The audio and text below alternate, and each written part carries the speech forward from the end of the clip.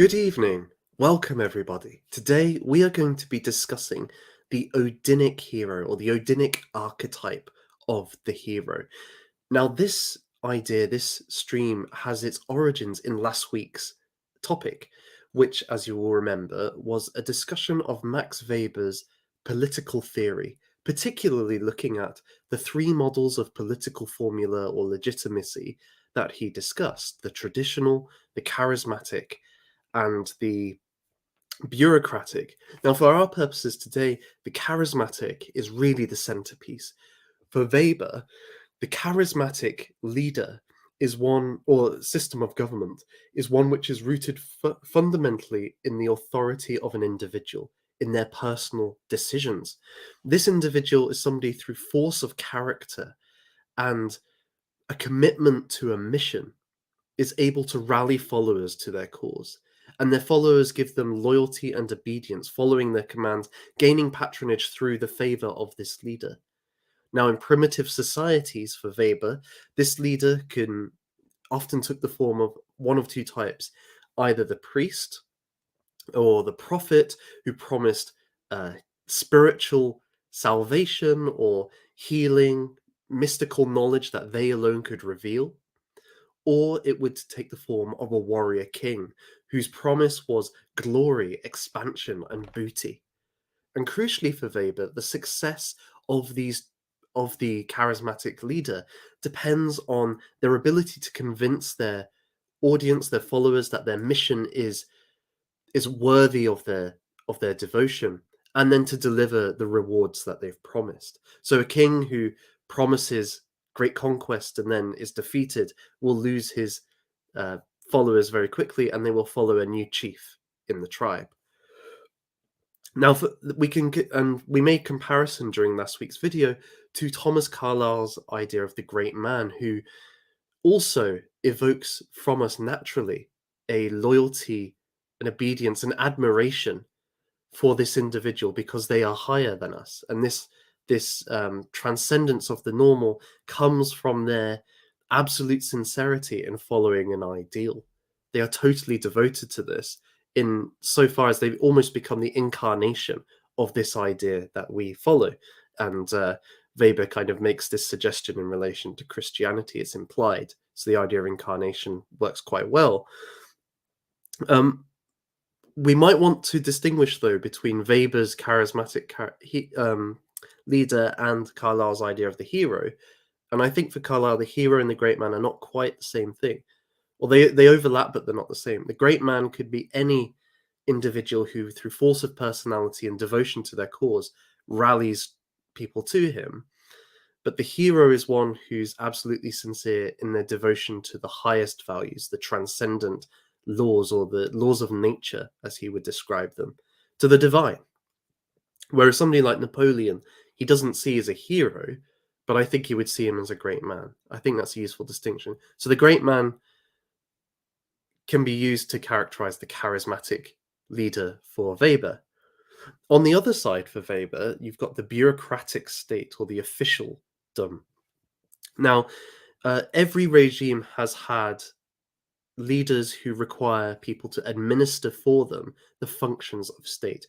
Your tribal chief may not be in charge of the accounting of the goods within the community. He might decide what's to be done, but then he'll ask others. He'll divide the labor up so that somebody deals with the distribution of food, for example. And these functions grow over time with the expansion of the state. So if you've got a state which has a standing military, where you'll need somebody to organize the collection of taxes to fund this military, and then at the same time to distribute these funds and then organize the military, you'll need people with technical knowledge and who are devoted to this task. In time, these officials became an independent body from any personal authority. They didn't depend on the patronage of the king. They become the civil service, or in a company, it might be the CEO and the various administrators there. And these individuals, essentially following prescribed rules and rational codes, administer a system that they don't own themselves. They don't own the means of collecting taxation, for example. This is the bureaucratic state. Now, we might see then the bureaucratic state, which is emphasis on rationality, that's an independent order which tries to eliminate special interests from government, trying to rationalize all things and treat all equally, is fundamentally opposed to the charismatic, because the charismatic is based on special interest. It's based on the interest of the leader. But Weber sees the two as complementary because the charismatic leader in a democracy can take hold quite easily because they can rally support through the election process, and in so doing, a great leader, or a charismatic leader in politics, somebody like Donald Trump, his force of character, he's magnetic. You want to listen to him, you want to follow what he's doing, but he also had a cause: make America great again. Essentially, a message of restoration from all of the degradation we've seen over many, many years. Together, these things rally support for him, and so then he gets into office. Now, in the case of Trump, he failed in part because he went up against the bureaucracy. But somebody like William Gladstone, in Weber's view, who had this sort of charismatic quality, is able to harness the bureaucracy, get it to work for him, and thus implement his ideas and thus maintain the order afterwards. You could see Tony Blair as a comparable character in the modern day.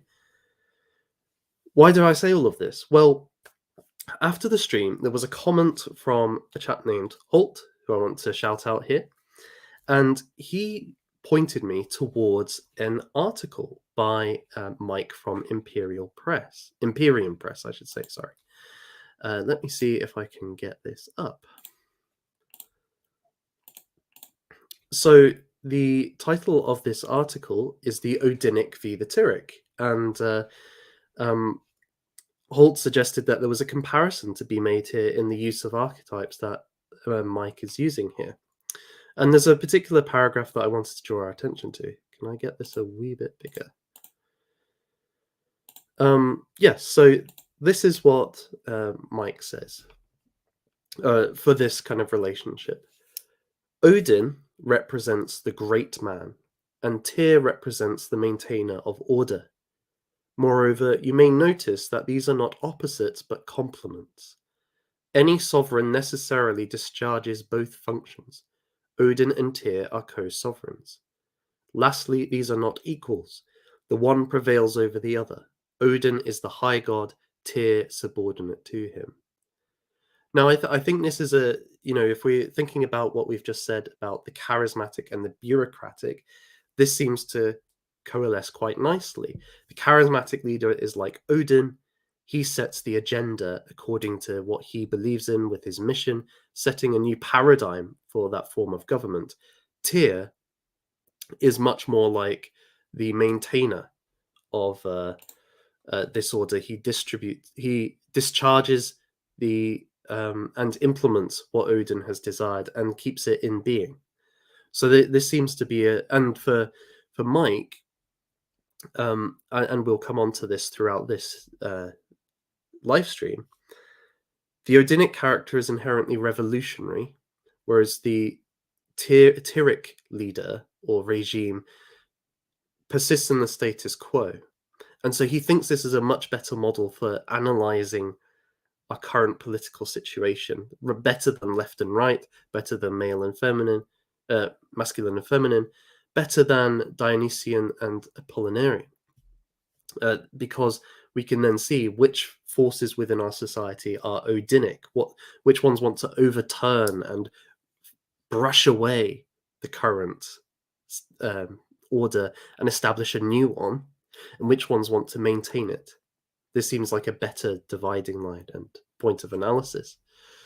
But I also wanted, so I found this interesting in part because Carlyle also describes Odin as the great man. It's the first lecture in Heroes and Hero Worship is about Odin, and I think we can use Odin as a lens for exploring the characters and qualities of this charismatic or great man. In part of what makes him so intriguing is that he is a composite god, we might say. Um, Survive the Jive has done a very good video on Odin and the history of Odin, or Wotan or Woden, depending on whether you're looking at Norse, Germanic, or Saxon kind of religions. So I'd encourage you to go there if you're looking for specifically kind of a detailed analysis of Odin and Odinism. One of the things he says there is in paganism, the syncretic character of paganism is such that while there may be evolution change of kind of archetypes between different sets of pantheons of gods, what all of these are doing are representations or ways of understanding and articulating deep truths about external metaphysical realities. And what that means is, whilst in the Roman pantheon you may have a certain set of gods, when these gets translated into a Norse or Germanic context, they may see a new reformulation with new composites and reworkings of the same ideas, but in a slightly different way according to the ethos of that people, their culture, and so on. And so with Odin, I think in some ways he's quite unique because he unites the warrior king like a Jupiter, but he's also a priestly figure. And so he brings those two types of hero or charismatic leader we see in Weber together. Moreover, Woden's presence is with us today. Wednesday, the day Wednesday, comes from Woden's Day. And the very foundations of the English monarchy or is actually rooted in Saxon monarchies, which would claim their descent symbolically from Woden or Wotan. So by this video isn't like a deep dive into Odin per se, but rather using Odin, who is a huge part of our culture, a significant and intriguing character, as a way of exploring the charismatic leader, the qualities and properties, and some of the maybe troubling aspects of this ideal. That's what we're going to be doing today. So, yes, because I see in the chat a number of good people. Good to see you all. But Biaki, we're not going to be looking at specific individuals, I'm afraid. Maybe in the future we'll do that. But we're looking at Odin as a lens onto broader conversations. So that's why it's the Odinic Hero rather than Odin per se. So without further ado, let's get into. I think we can characterize 3 or 4 main aspects to Odin which make him an archetype of the heroic. And this is drawing from a number of different sources that we'll touch on. Carlyle, in his lecture, he understands Wotan to mean something like wading, moving, the former of movement, the first cause or motion. Now, I don't think that's quite right as I understand it, but the point he's trying to make is very key, that Odin is the one that starts a chain of causation. He gets things set into motion and they happen according to his action. This is most clearly seen in his role as creator and destroyer, or destroyer and creator. He ends the previous civilization or order of the cosmos and brings into being the current order that we presently enjoy. To see this, I have my little book of Viking myths and sagas. You see it there? By Rosalind Curven. I apologize if you're a Norse expert and these are not very good of the world in the Norse. How did the world begin? Heard, and I believe that it's true. Just emptiness and dark. In the south there was things grew all around him, and female crawled out giant Ymir violently. This time the earth was floating to keep it steady. How to speak. They clothed them, calling the man Ask, and the woman. Brothers wove Ymir's eyelashes safely inside it. Of the cosmos does not begin with Odin. He is not the original creator. He is not like Yahweh in the book of Genesis.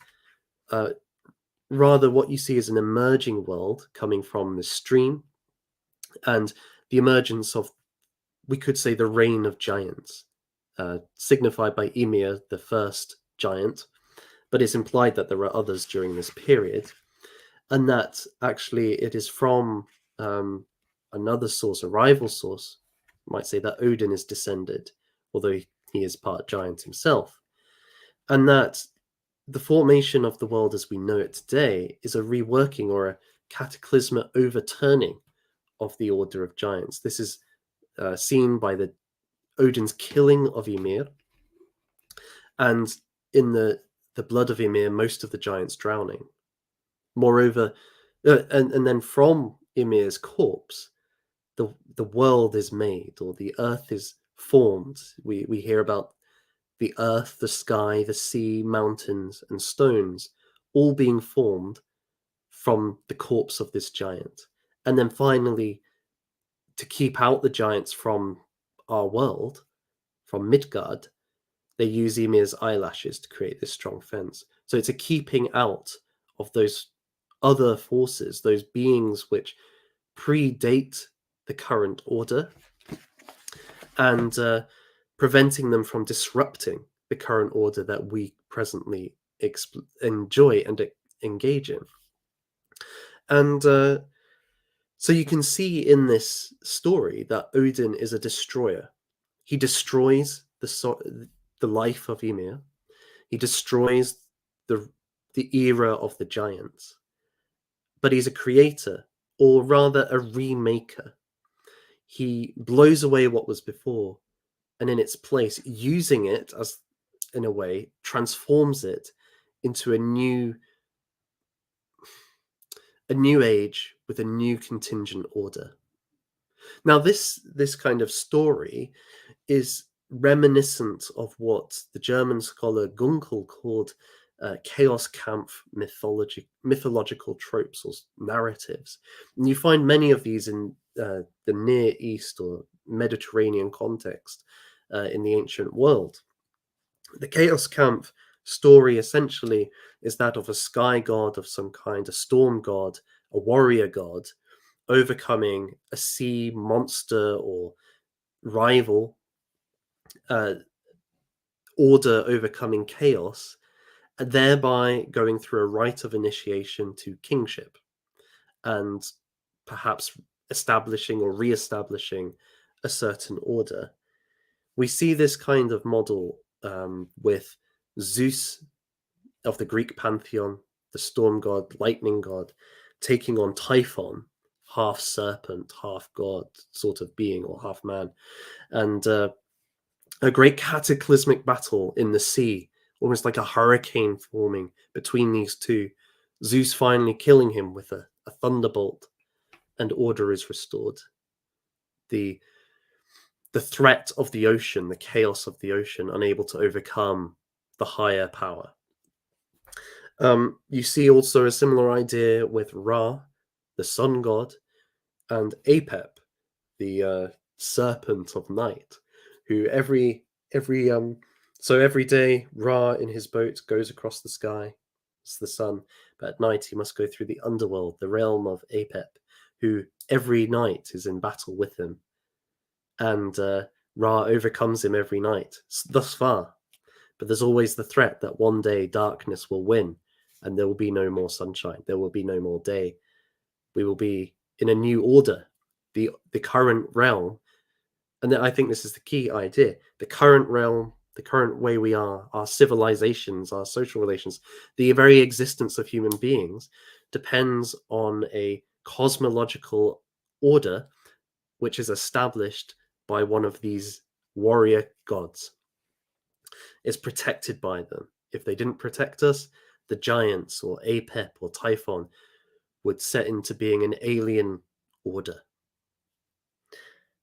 The closest, though, to this Odin Ymir story is actually a Babylonian myth of Marduk and Tiamat.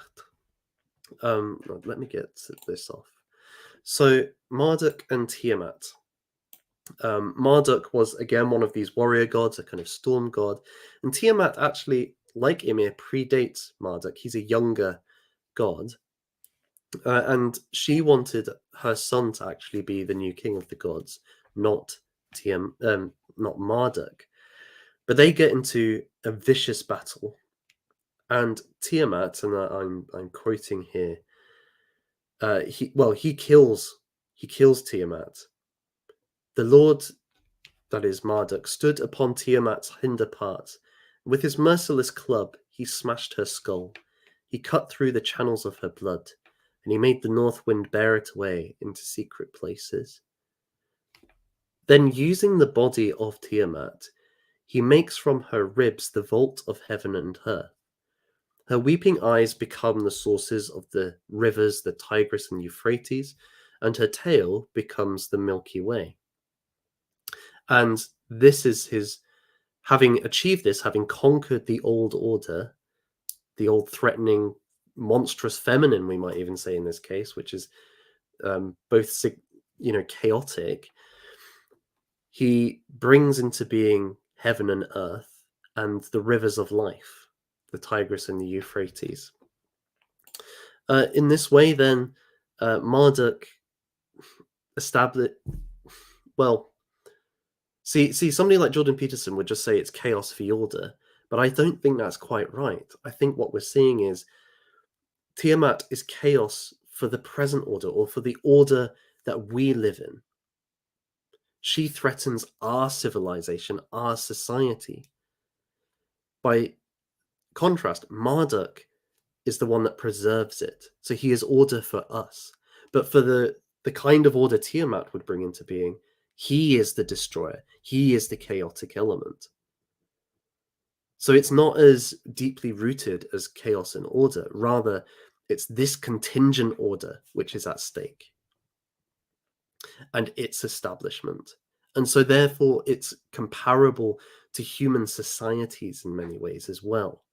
That each society, it is not necessary in the ontological sense. It does not have to exist, and it will not exist forever. No regime, no culture goes on forever. Rather, it is there, but there's always a threat. There is always a chaotic force which threatens it. But that force itself, by overturning the old order, can itself then become the protector and preserver of the new. It can remake the world to be something new. And so Odin, by this comparison, is that force. He is that being who overturns the old, the maybe threatening and alien to us order, and remakes it into what it is today. And by his power, by his strength, it is maintained. But this too is contingent, because in Ragnarok, the gods, the Aesir, are overthrown by the monsters and the creatures of the night, as it were, the Fenrisulf the wolf, and various dragons and creatures which have been constantly on the borders, like the giants, right? But eventually they overcome the gods, break in, and a new age is set again. The dead are released. Baldur rises from the dead, and a new order is established. So even Odin's reign is contingent. Even his reign is temporary. But he fits into this model of destroyer and creator. And it's that order. He's not, as I said, he's not a creator ex nihilo. And he's not like one of these creator gods we find even in Babylonian myth. He is a warrior first, a destroyer first, who then from that destruction breeds a new contingent order. So we can see the great man in that way too. He doesn't bring something out of the blue. He remakes the current way of being and then protects it. You could see that when I did my chimpanzee power politics video, we saw that chimpanzees, they would initially, when they're rivaling for the alpha position, they undermine the current chimpanzee's ability to protect his troop. They attack females in his presence, and they consistently show he's unable to protect them or provide for them. But then when they get in charge, they start to protect and provide. It's the same idea, but borne out on a much more rich and deeper level in human societies. Odin then is the hurricane. He tears up the old structures, the traditions, the things that we take for granted, just like the charismatic hero. Neither of them find their authority in what has been before, but rather they remake it, they set forth their new values, and all has to be redefined in relation to these. It has no place for anything which can be uprooted. If it's not pegged down, it blows it away. So that's the first quality of the Odinic hero, I think.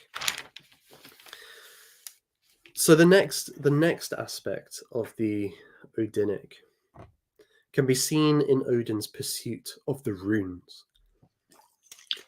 We could say we've looked at the warrior king aspect, or at least one aspect of his warrior king nature. Now we're looking at the prophetic and the priestly. And there's a number of stories which are connected with Odin and his pursuit of wisdom. One of these is that he sought a drink from the well of knowledge, and Mimir, who stands guard or oversees it, said that to have a drink from this well, you must cast one of your eyes into the well. Then you may drink from it. So Odin plucked out one of his eyes, threw it into the well, and then he was able to drink from it, and then as such received great knowledge from this well. We also find a story about how he won the runes, and I want to read this because it's very interesting, and then we'll get into some analysis of what some of the significance is. So how Odin won the runes. Who wended his way through wild wood and wasteland to spare his own soul at the murk-rooted tree? Only the raven god, ruler of Asgard, Odin All-Father, lord of the slain. Why did he go there, storm-lashed in solitude? What did he seek there? What did he do? Symbols he yearned for, speech carved in silence, thoughts drawn in lines, secrets and spells. He hanged himself, dangling, speared himself, starved himself, cast his own sacrifice, swung from the tree. How long did he hang there? Hankering, hungry, whipped dead by wind in the cold, boundless gloom. 9 nights he suffered, thirst-scorched, famished, screaming through gales, grappling with death. Who took his sacrifice and answered his prayers? Who drank his blood those 9 nights through?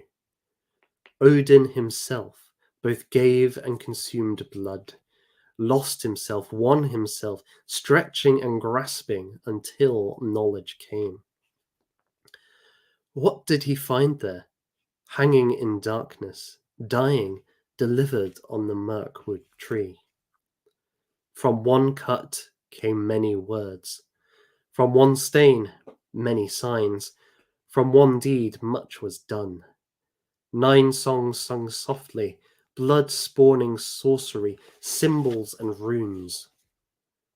And then, what of All-Father, self-killed and reborn at the end of the 9 nights on the sacrifice tree? His strife brought healing, grief spawned freedom, foes' blades blunted, arrows repelled. He was reborn as rune master, charm chanter, wind queller, carver of messages, thwarter of witches, winner of lovers, quencher of fires, subduer of seas.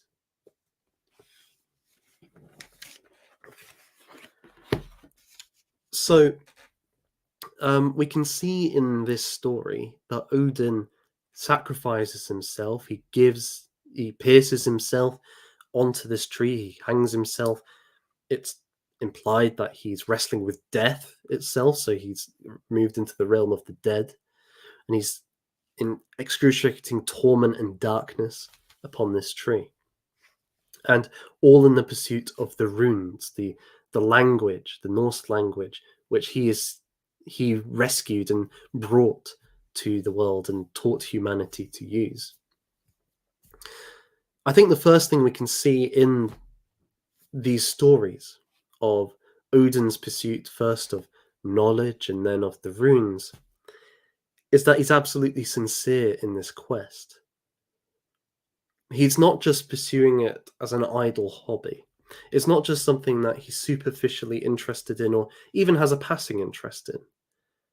It's not something which he's doing on the side while he's ruling the world. He's willing to give up things of himself, to hurt himself in the pursuit of these things. He gives up an eye to drink from this well. He's willing to give up his life in the pursuit of the runes, of this esoteric knowledge. This, I think, that we can see then really ties in with Carlyle's notion of the hero as somebody who's absolutely sincere, totally devoted to their quest. Somebody like Muhammad, John Knox, Oliver Cromwell. These individuals,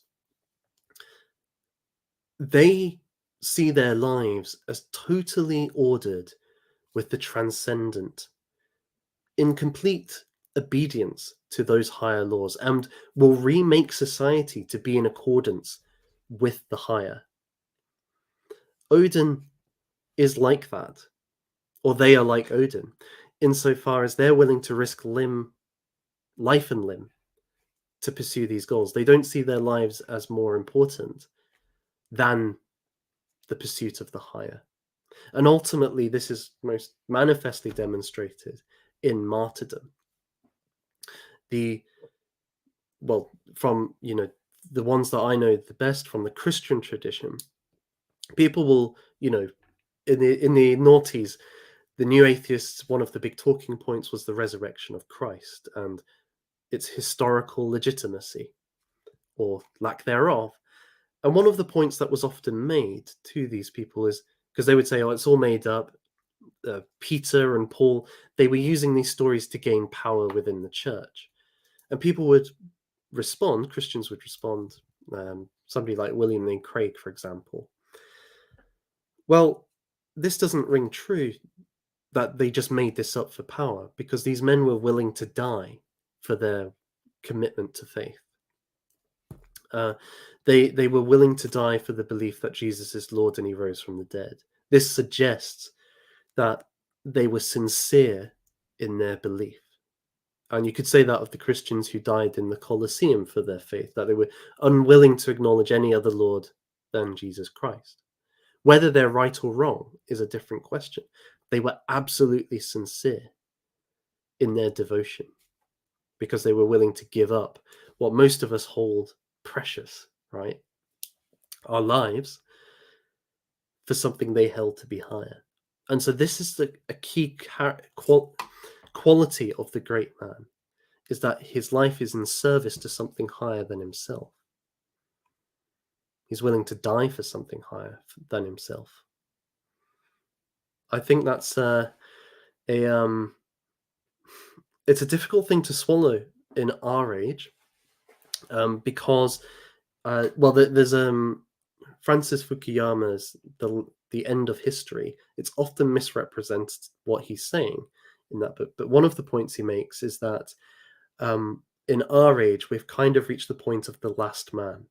In his view, the last man is an individual who seeks comfort and pleasure and security. He's not interested in the pursuit of glory or gaining power for himself and respect for himself above others. Rather, he's quite content with a pleasurable and comfortable life. Bai Young Chul Han in a recent book, The Palliative Society, says, well, this is evidently true. We've seen this in the lockdowns, that most people were willing to give up their freedoms, all of their kind of liberties, as long as the state protected them from COVID by locking them down. And indeed, why wouldn't they? Because we live in a society which, as long as we're comfortable and as long as we're safe, we're quite content to let the rulers do whatever they're going to do. So the idea that you would die for something higher is out of the window. We just want to be healthy and happy. You don't die to be healthier. You don't die to be happier. Whereas this idea of the great man goes against that.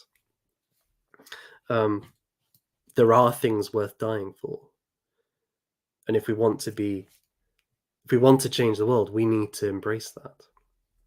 So that is one aspect these stories really reveal. Odin really reveals. A second thing, though, is that the process for the acquisition of wisdom and knowledge is death to the self, or at least a purgation or injuring of the self, an overturning of the self. And what do I mean by that? Well, we could look at various traditions. Let's take Plato's cave, for example, the allegory of the cave in the Republic. Plato, or Socrates in the Republic, paints this picture. Imagine a group of people who are chained to the neck, and they're in a cave, and all they can see is the wall in front of them. And across this wall are a number of images that they can see. Now, we, the reader, know that these images are being created by people behind them carrying objects in front of a fire. But the people down there don't know that. They see these images on the wall and think that is reality. Some of them become experts in identifying and categorizing these shadows on the wall, taking it to be the real nature of being. However, when maybe one of them is released by a friendly individual, they'll turn around and see the fire behind them, that these people have been manipulated, they're being controlled and oppressed by a class of people who are presenting to them nothing more than illusions, and that their whole worldview is based on something fundamentally unreal or superficial. Their knowledge of the world is shallow. To discover the real, though, they must not just stay with the fire. They must go beyond. They must exit the cave. First, they may look into a pond to see the reflection of things, and as their eyes adjust, they may then begin to look at objects themselves, and finally, the sun. They will see the source of light itself. So you can see in Plato's cave, this allegory, I mean, it's been interpreted in many ways. But its most basic, there's this idea that most of our knowledge today, given that it's based on our sensory experiences, is, well, it's not of the real.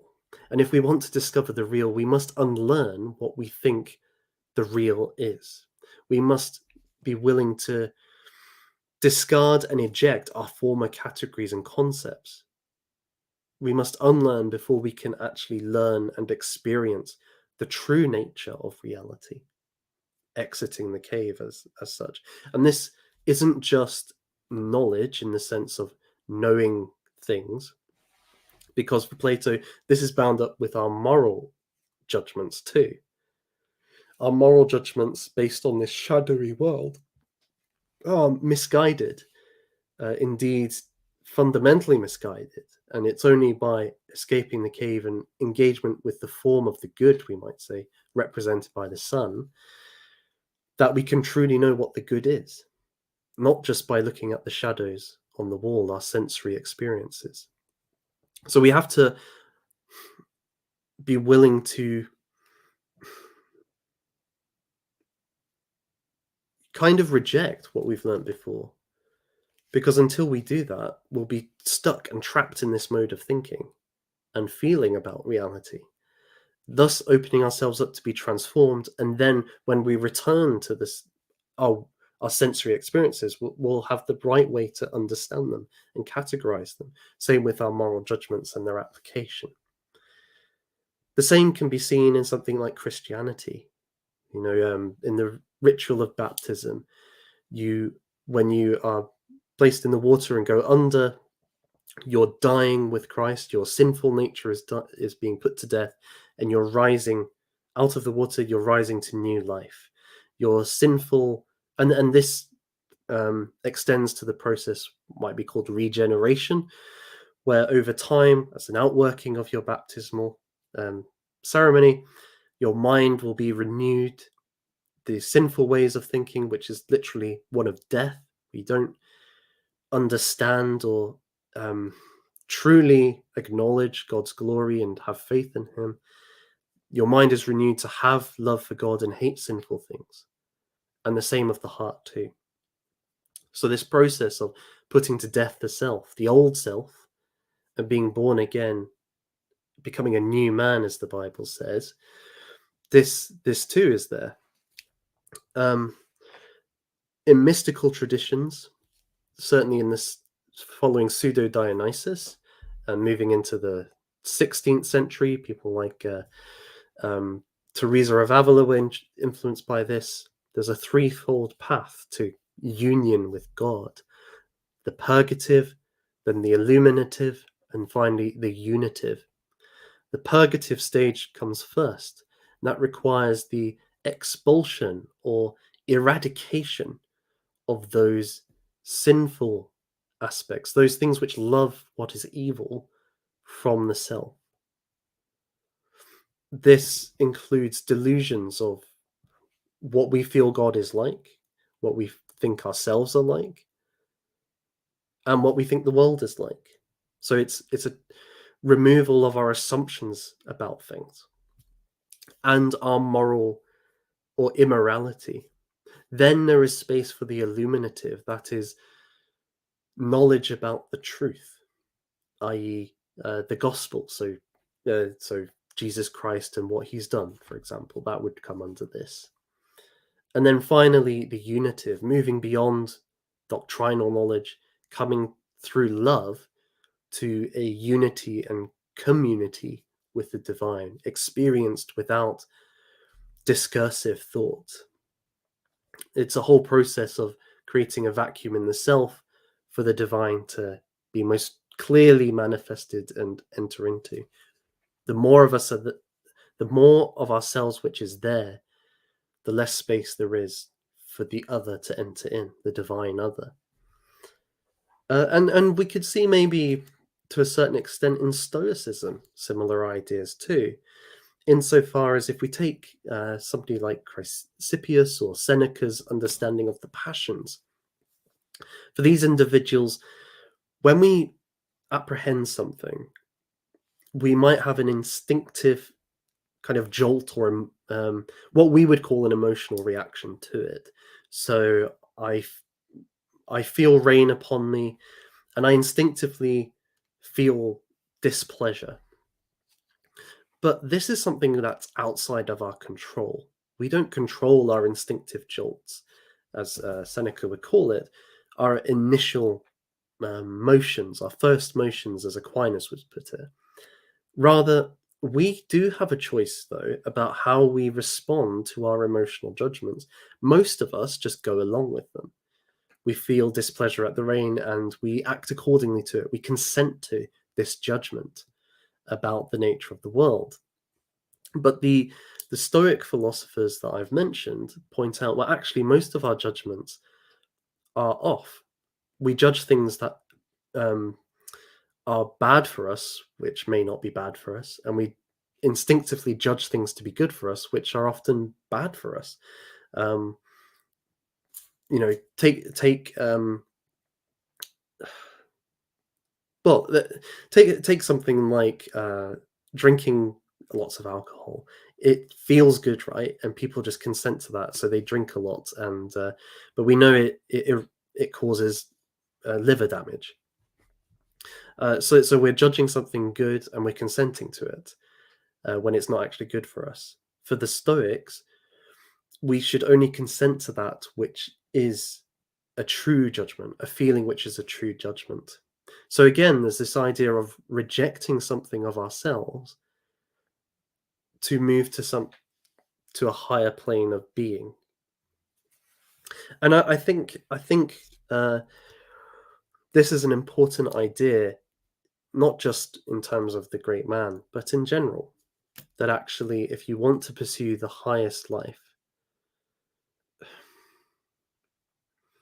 you've got to move beyond the assumed state of being that we have.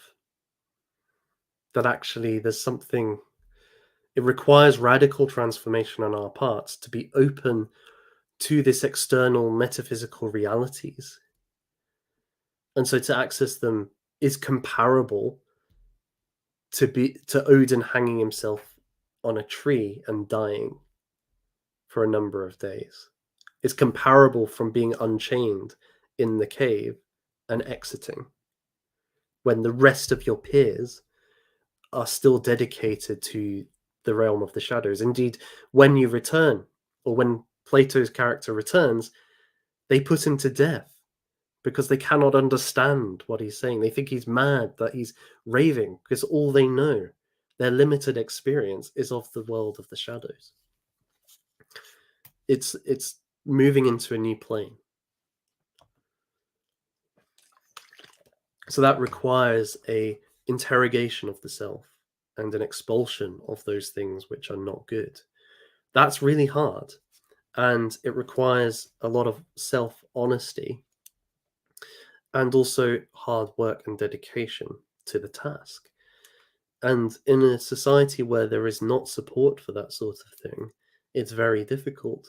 The one thing I spend a lot of time studying the Puritans, who were very big on this idea of regeneration and examining the self to find sources of sin in one's life to overcome it or seek divine help to overcome it. They had communities where they were supporting each other to do that they would reward people for their devotion in this task and would help each other in this task. Most of us don't have that today. So it's very difficult as a lone individual when you're going against the normal ways of thinking, the normal desires that people act upon, to pursue something which seems unreal to ourselves and to other people. But actually, this knowledge or wisdom, and I'll come on to, I've seen in the chat some people kind of asking, are these the same thing? I'll address that towards the end of the stream. This is precious. Indeed, wisdom, if we look at the character of King Solomon in the book of Kings, when God promises to Solomon, I will give you anything that you ask for when he's to become king, and he asks for wisdom.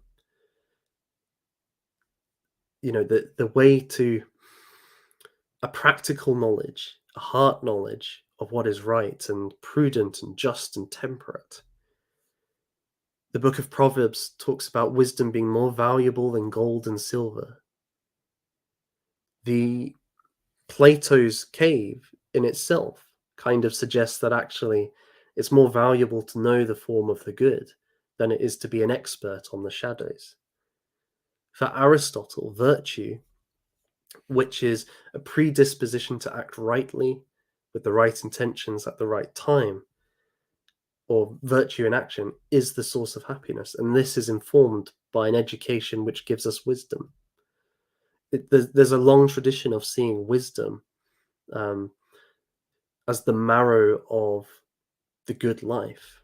And that even if you don't have a high reputation in your society, even if you're not successful in worldly terms, that you don't have great money or power, that this is more valuable, and the person who is wise will know this, that they will have this deep within them.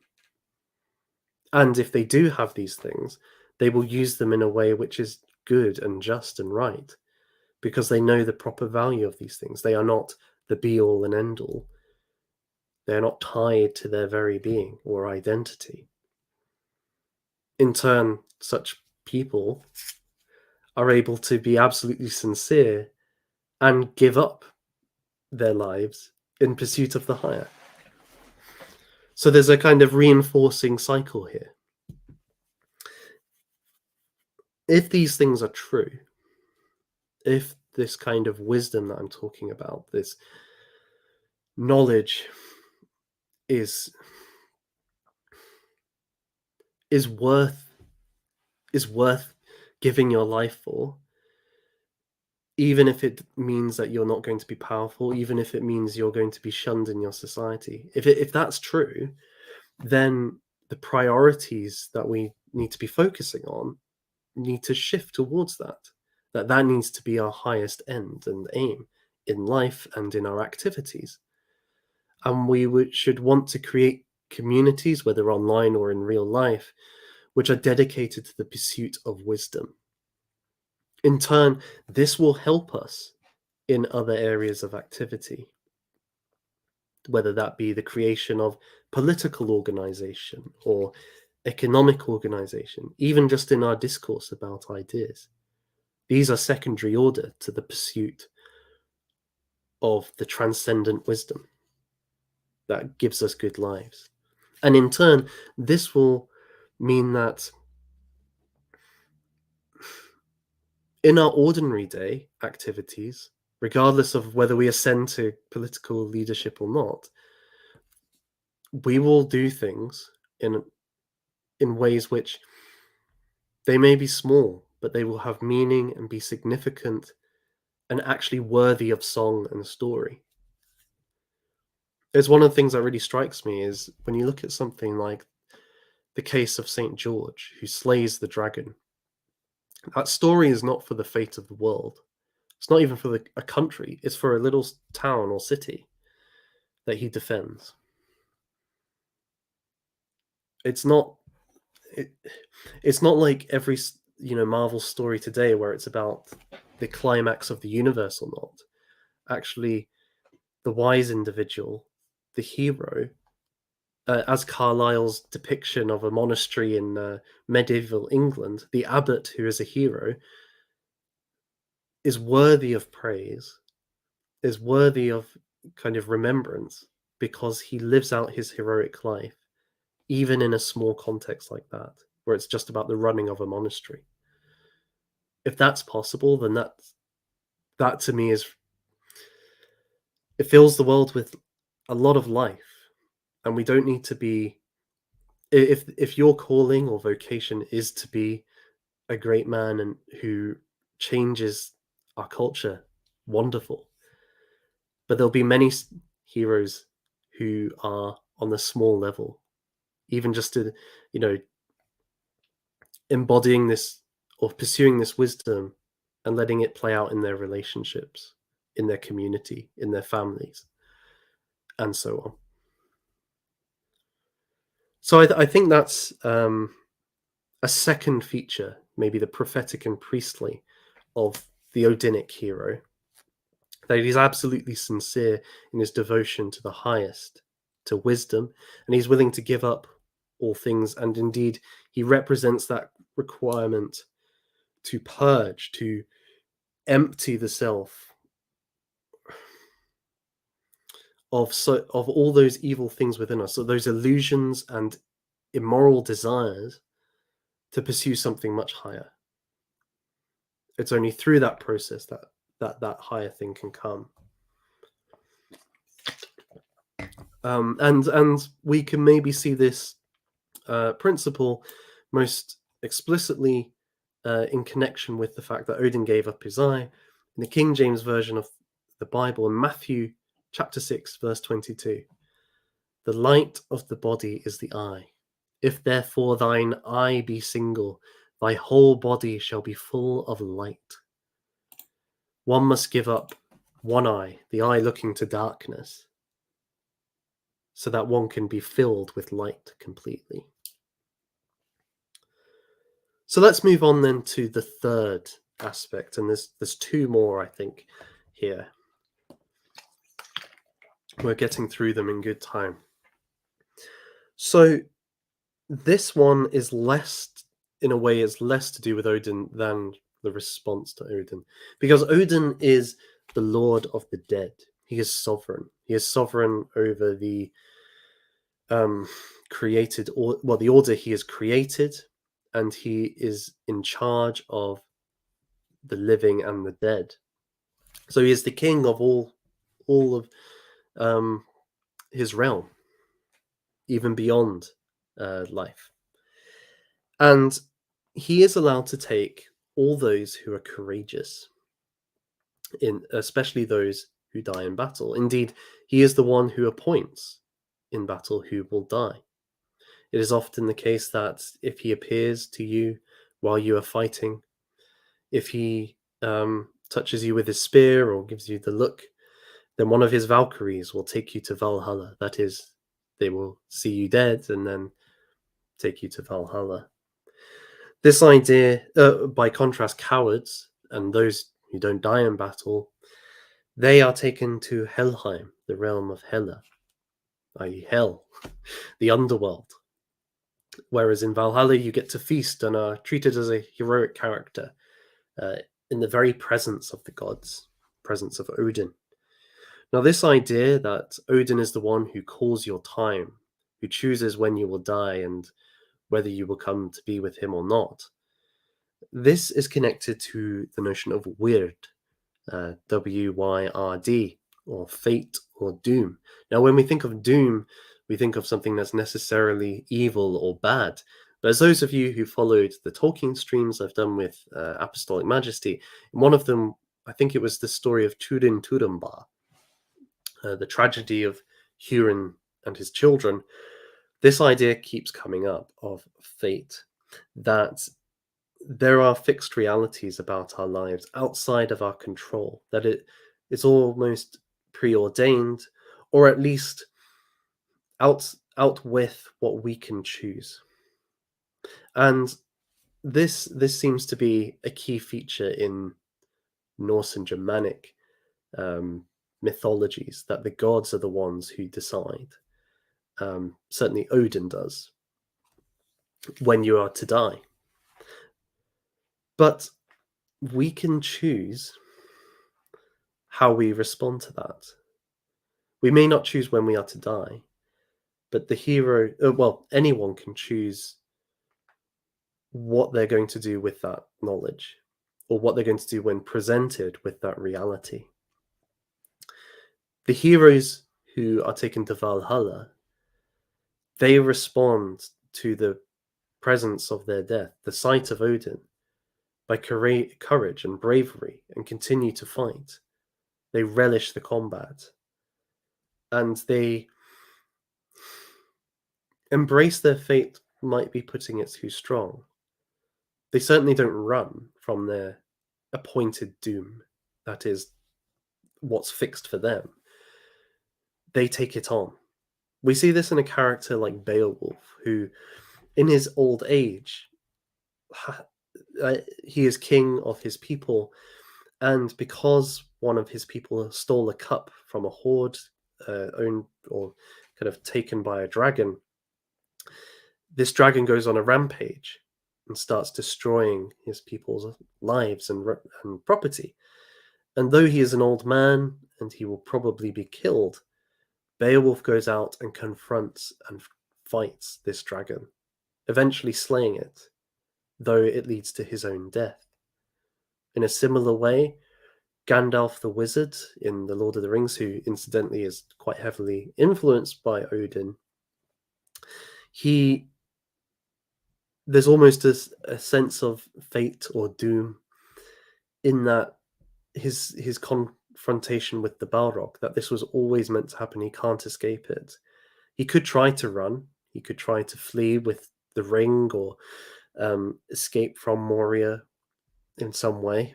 He could have really tried to avoid it. But there's a sense, especially in the films, I think, that this meeting is destined to happen.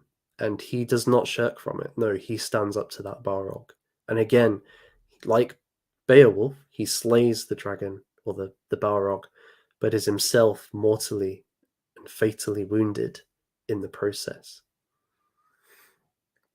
This courageous outlook could be compared to Stoicism once more. The Stoic um, life is one where somebody like Marcus Aurelius would talk about we should not worry about things we cannot directly control, perhaps even indirectly control, because to worry about things, to get stressed about them is futile. I cannot do anything about it.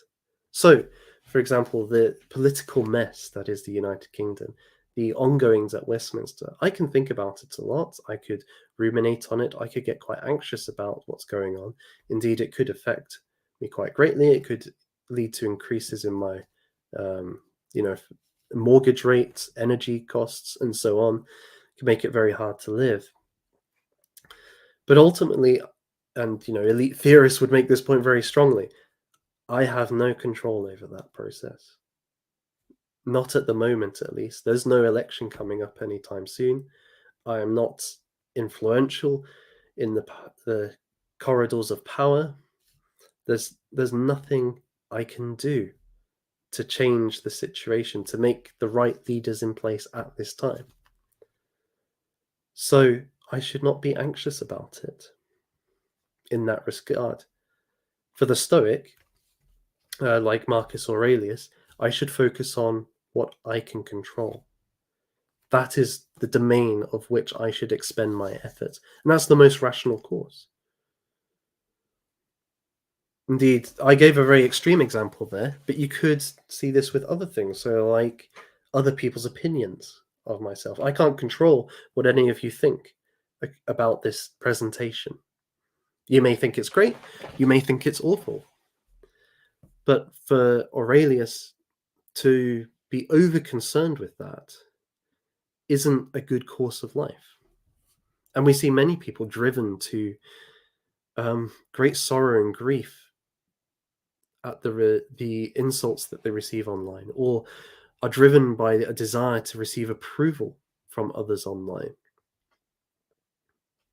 Actually, what we should focus on is not what is out with what we can do, but rather how we can respond to it. Again, this goes back to the passions and the will, rather than thinking on just following our instinctive feelings about a situation, rationally considering it, and then taking the right course. For these Nordic warriors taking the Valhalla, it is taking on the challenge and relishing it, and with courage facing your doom or death.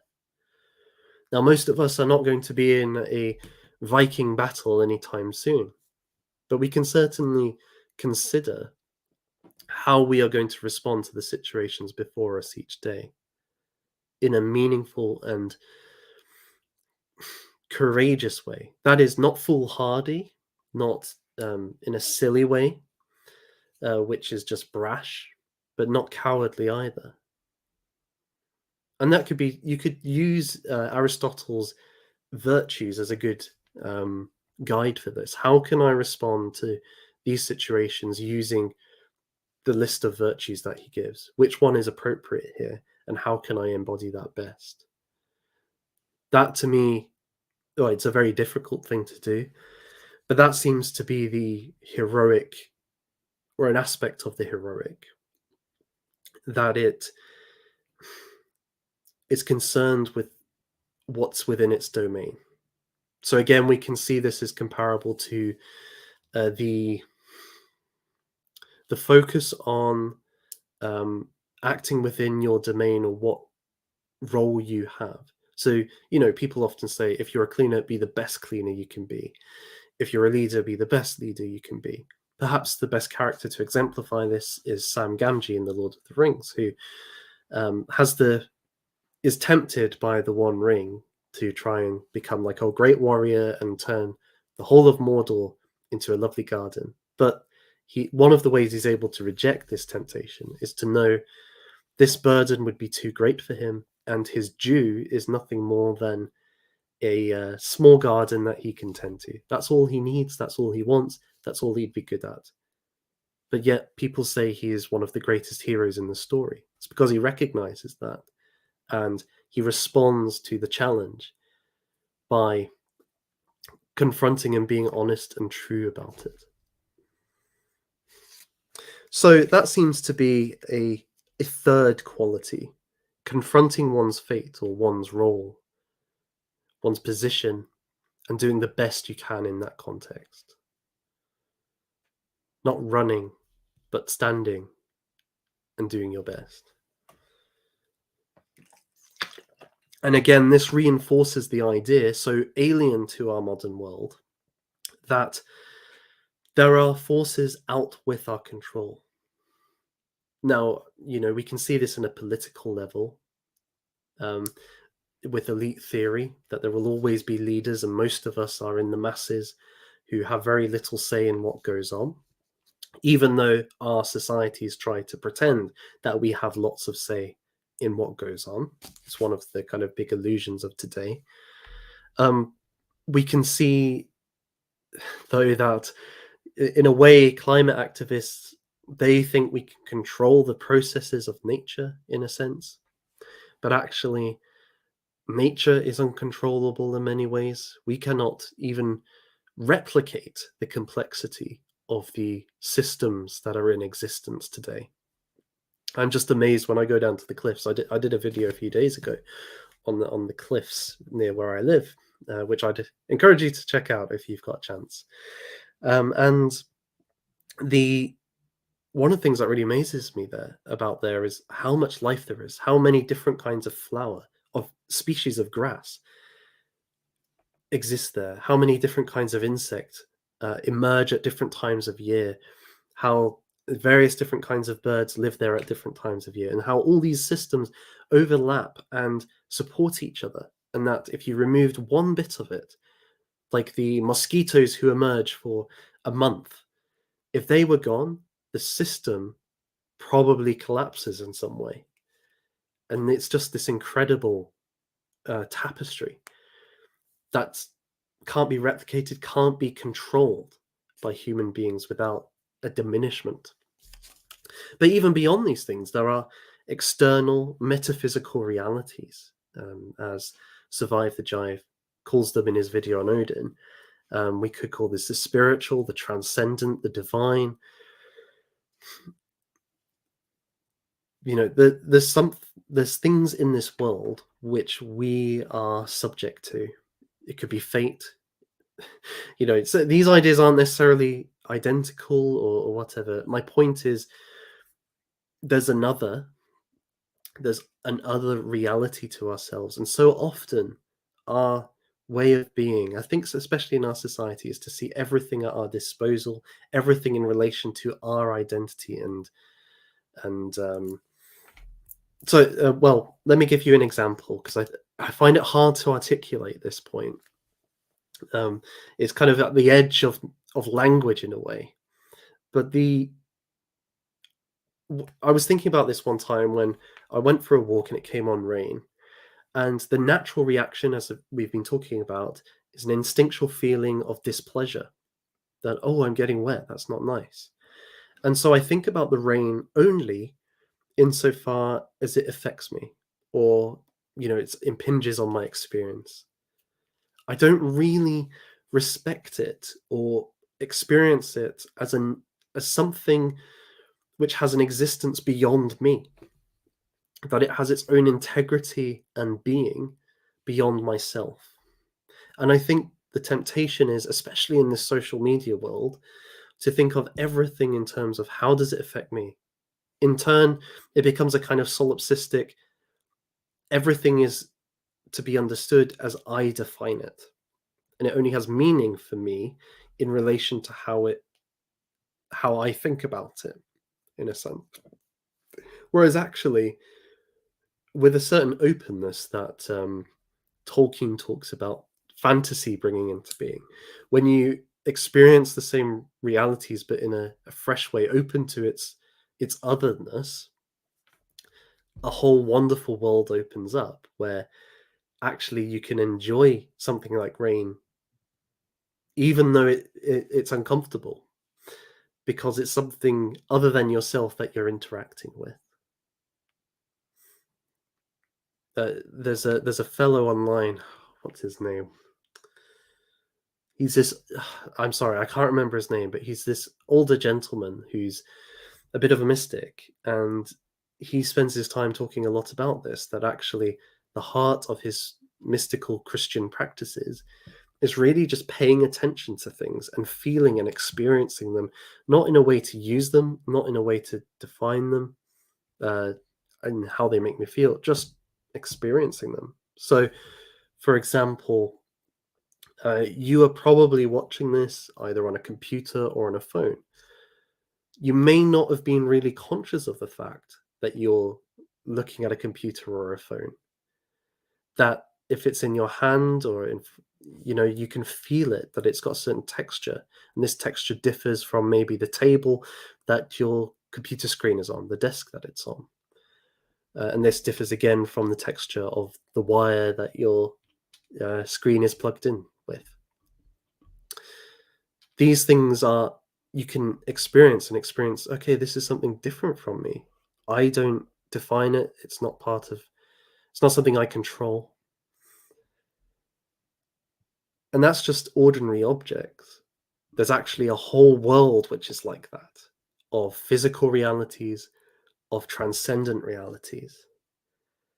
And part of this purgation process of the Odinic hero is removing the sense that, okay, all that exists is defined by me or kind of understood by me, actually widening out to service to that higher reality.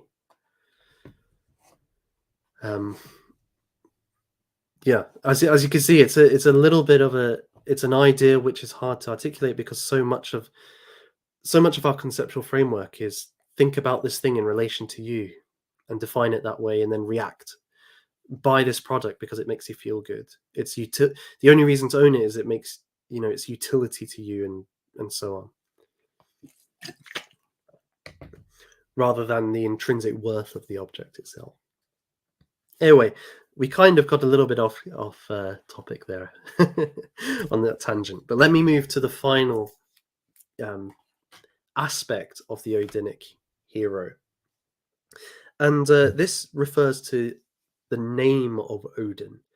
Odin means something like Lord of Frenzy, leader of the possessed, the frenzied one. And this can be characterized as something like a divine ecstasy. So many of the things we've just been talking about, this communion with something higher, this willing to give up the self to have union with the transcendent or divine. This idea could be seen in the fact that Odin, in the passage I read to you, he gives himself up to himself. He sacrifices himself, and the one that receives the blood is Odin. There's a sense in which Odin, the god or anthropomorphic figure, is it kind of represents an individual who's come into communion with a spiritual force, and thus through this communion receives the runes. But there is another sense in which Odin is lord of the possessed or the frenzied, and that is in rage, in a kind of powerful anger and fervency, which underpins the destructive character of Odin that we spoke about earlier in the stream.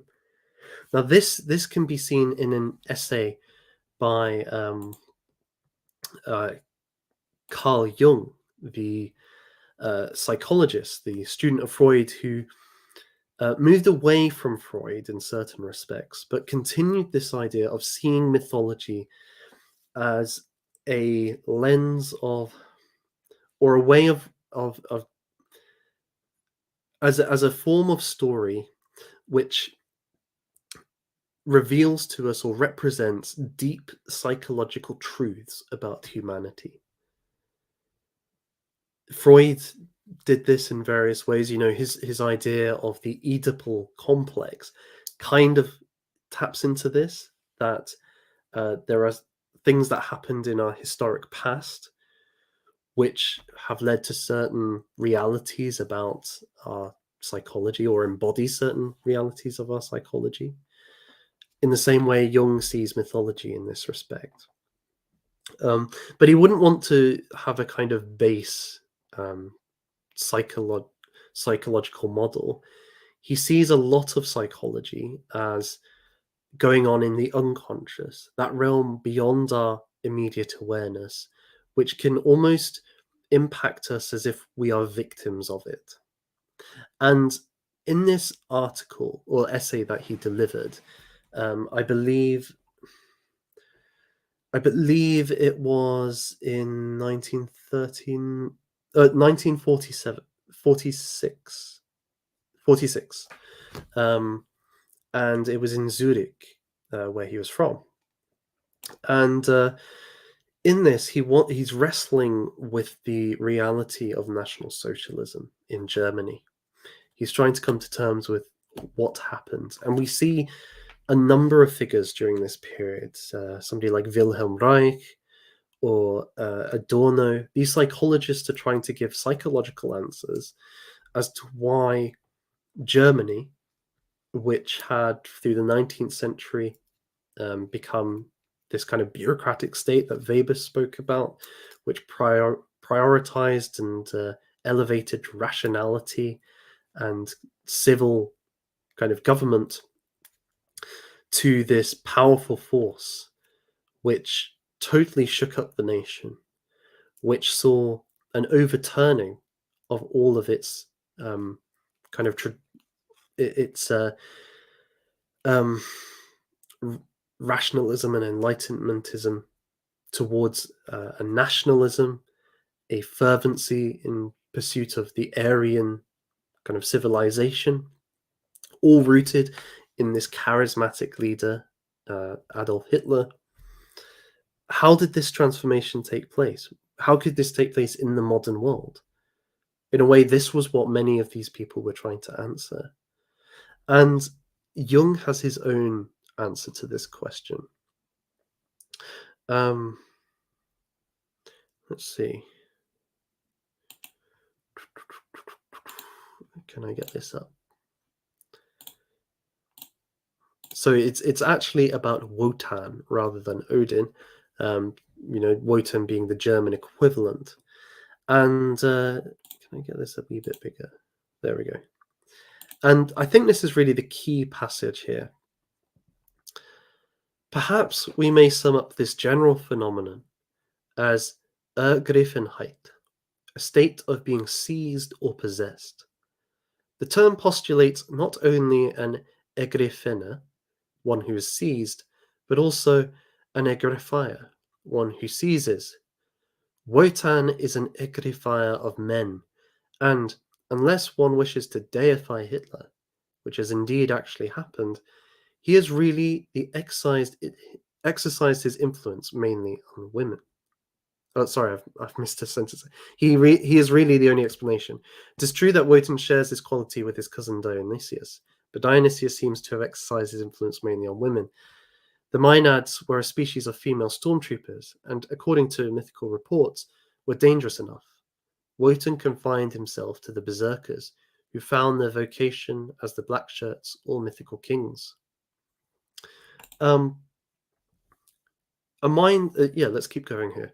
A mind that is still childish thinks of the gods as metaphysical entities existing in their own right, or else regards them as playful or superstitious inventions.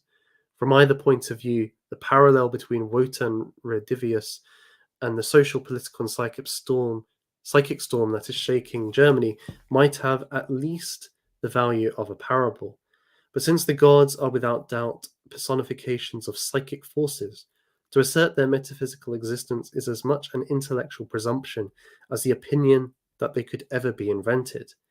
Not that psychic forces have anything to do with the conscious mind, fond as we are of playing with the idea that consciousness and psyche are identical. This is only another piece of intellectual presumption. Psychic forces have far more to do with the realm of the unconscious. Our mania for rational explanations obviously has its root in our fear of metaphysics, for the two were always hostile brothers. Hence, anything unexpected that approaches us from the dark realm is regarded either as coming from outside and therefore as real, or as an hallucination and therefore not true. The idea that anything could be real or true which does not come from outside has hardly begun to dawn on contemporary man. For the sake of better understanding and to avoid prejudice, we could of course dispense with the name Wotan and speak instead of furor, Teutonicus. But we should only be saying the same thing and not as well, for the furor in this case is a mere psychologizing of Wotan and tells us no more than that the Germans are in a state of fury. We thus lose sight of the most peculiar feature of this whole phenomenon, namely the dramatic aspect of the Grefire and the Ergriffener. The impressive thing about the German phenomenon is that one man, who is obviously possessed, has infected a whole nation to such an extent that everything is set in motion and has started rolling on its course towards perdition. Let me see if I can skip forward a little bit to kind of the thrust. Hmm.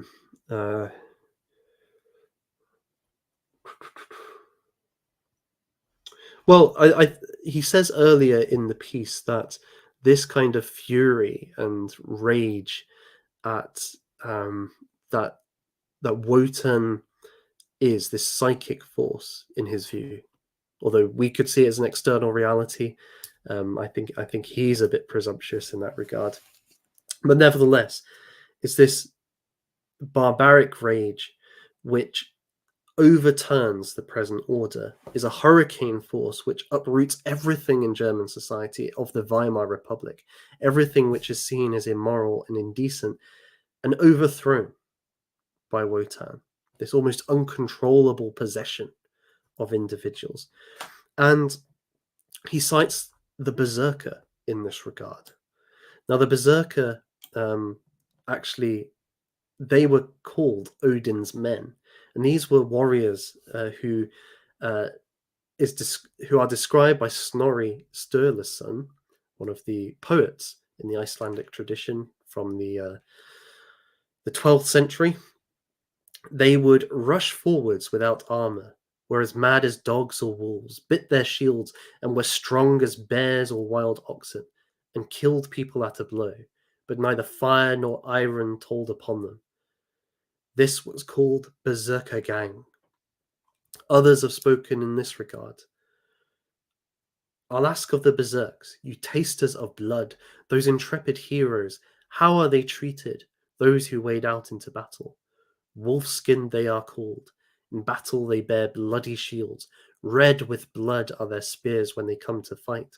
They form a closed group. The prince in his wisdom puts trust in such men who hack through enemy shields. These are rabid and fervent warriors who, without the need of armor, seem like almost semi-gods or demigods. Greater strength, greater fervency. And this is in part because they have this sort of frenzied character.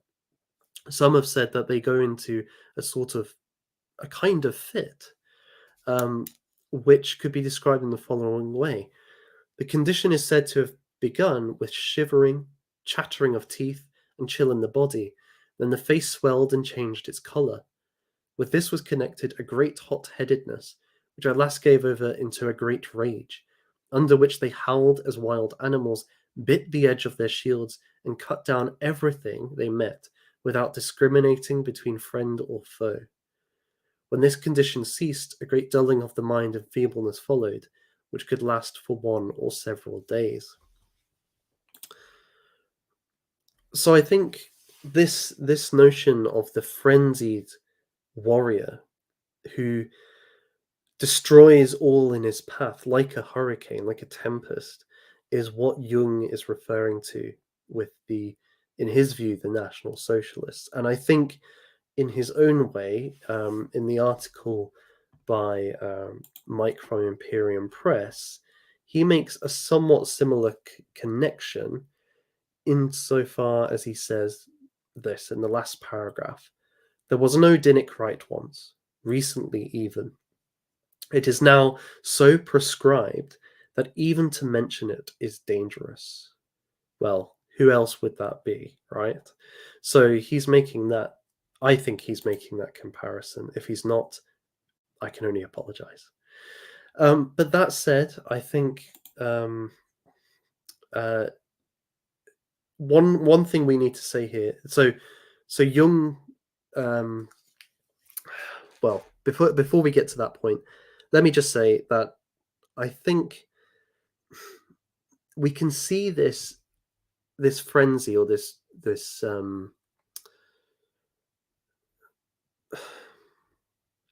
we can see the berserker or the possession of frenzy at its best as a return to absolute sincerity, that it will not countenance anything that's superficial, anything of the simulacra, as Praise of Folly has been discussing in Ulrich post.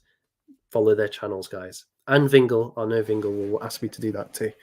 Shout him out. But you can see that these the individuals who have this kind of fiery temper to destroy all that's insincere are these great heroes.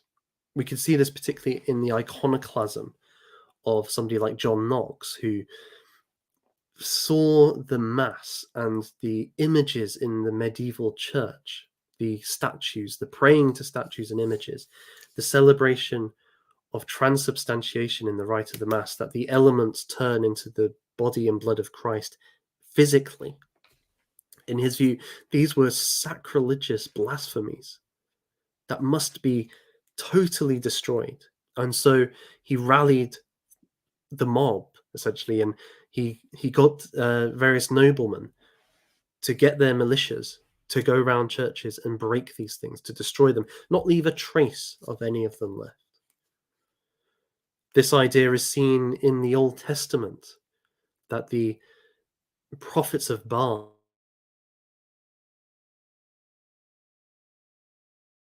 his name, oh, I've forgotten his name, Jehu. He becomes king of Israel, and he slays the prophets of Baal, destroys their idols within the temple. Moses destroying the golden calf, so on and so forth.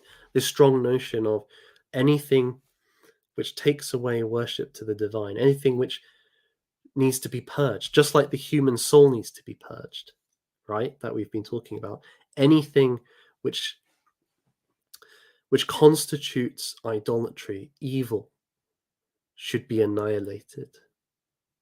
That is the strongest version, I think, of this frenzy principle, that it needs to be blown away and destroyed forever. But I think there is a danger here, right? Because certainly the berserker doesn't strike me as the great man. Not in this kind of mindless bloodlust and rage and killing indiscriminately. That doesn't strike me as a hero. Nor should it be said, do I think that what the National Socialists did was heroic. The murder that they committed was unseemly. There were, overturning Weimar, there were many evils in Weimar that needed to be blown away. But the exterminations that they went on afterwards were totally horrendous. That was not heroic. Is there a midpoint then? Does the frenzy need to be tempered? Well, I want to bring in here another thinker, a passage by C.S. Lewis, an essay by C.S. Lewis. And let me see if I can bring it up. It's called The Necessity of Chivalry. Now, Lewis himself was a medieval scholar. He focused on the development of romantic love in literature, and he rooted this within the chivalric tradition. But that's not the focus that he's talking on here. What he's interested here in this essay, which is not that long, I'd recommend you go and read it for yourselves, is that the true hero, the chivalric hero, requires it must be a combination of fury and gentleness, of courtesy and bravery. The kind of two seemingly paradoxical and contrary ideas, paradoxically being able to exist within one warrior. I'll see if I can bring this up. So, necessity of chivalry, and we're going to read just a bit of it. So, and I think in this paragraph here that we'll read first, you can see the idea of the berserker in this passage that he's talking about. So let us be quite clear that the ideal, that is the chivalric ideal, is a paradox. Most of us, having grown up among the ruins of a chivalrous tradition, were taught in our youth that a bully is a coward. Our first week at school refuted this lie, along with its corollary that a truly brave man is always gentle. It is a pernicious lie because it misses the real novelty and originality of the medieval demand upon human nature. Worse still, it represents as a natural fact something which is really a human ideal, nowhere fully attained, and nowhere attained at all without arduous discipline. It is refuted by history and experience. Homer's Achilles knows nothing of the demand that the brave should also be the modest and the merciful. He kills men as they cry for quarter, or takes them prisoner to kill them at leisure. The heroes of the sagas know nothing of it. They are as stern to inflict as they are stubborn to endure. Attila had a custom of fiercely rolling his eyes as if he wished to enjoy the terror which he inspired. Even the Romans, when gallant enemies fell into their hands, led them through the streets for a show and cut their throats in cellars when the show was over. At school, we found that the hero of the first 15, that is the rugby team, might well be a noisy, arrogant, overbearing bully. In the last war, we often found that the man who was invaluable in a show was a man for whom in peacetime we could not easily find room except in Dartmoor. That's a prison in England. Such is heroism by nature, heroism outside the chivalric tradition. The medieval ideal brought together two things which have no natural tendency to gravitate towards one another. It brought them together for that very reason. It taught humility and forbearance to the great warrior, because everyone knew by experience how much he usually needed that lesson. It demanded valor of the urbane and modest man, because everyone knew that he was as likely as not to be a milksop. In so doing, the Middle Ages fixed on the one hope of the world. It may or may not be possible to produce by the 1,000 men who combine the two sides of Lancelot's character. But if it is not possible, then all talk of any lasting happiness or dignity in human society is pure moonshine. If we cannot produce Lancelots, humanity falls into two sections: those who can deal in blood and iron, but cannot be meek in hall, and those who are meek in hall, but useless in battle. For the third class, who are both brutal in peace and cowardly in war, need not here be discussed. When this disassociation of the two halves of Lancelot occurs, history becomes a horribly simple affair. The ancient history of the Near East is like that hardy barbarians swarm down from their highlands and obliterate a civilization. Then they become civilized themselves and go soft. Then a new wave of barbarians comes down and obliterates them. Then the cycle begins over again. Modern machinery will not change this cycle. It will only enable the same thing to happen on a larger scale. Indeed, nothing much else can ever happen if the stern and the meek fall into two mutually exclusive classes. And never forget that this is their natural condition. The man who combines both characters, the knight, is a work not of nature, but of art, of that art which has human beings, instead of canvas or marble, for its medium. So we can see in this essay that Lewis essentially sees the berserker, the frenzy, as actually the natural mode of the warrior, that or the ruling or oppressive class. And indeed, in previous eras, the warrior class was the ruling class. Peasants didn't fight in wars during Saxon or Viking periods. Rather, they were protected by these individuals or taken as property. The warrior class is totally unmerciful. It can it seeks its own glory and delights in the pain of others, and oppresses others at will because they are unable to resist. And if we look at something like the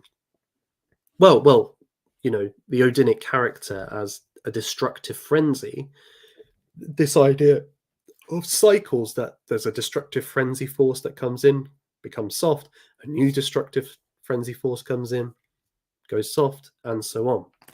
This cycle tends to repeat. It also ties in with an idea being going around the online dissident right at the moment, put forward by Academic Agent, that rulers primarily are only interested in power. Ideology is just a useful tool at best, a post hoc rationalization of what they're doing to justify to the masses their moves for power. But they don't actually believe in these things. The fundamental dynamic is the strong and the weak. That's all there is in this power politics.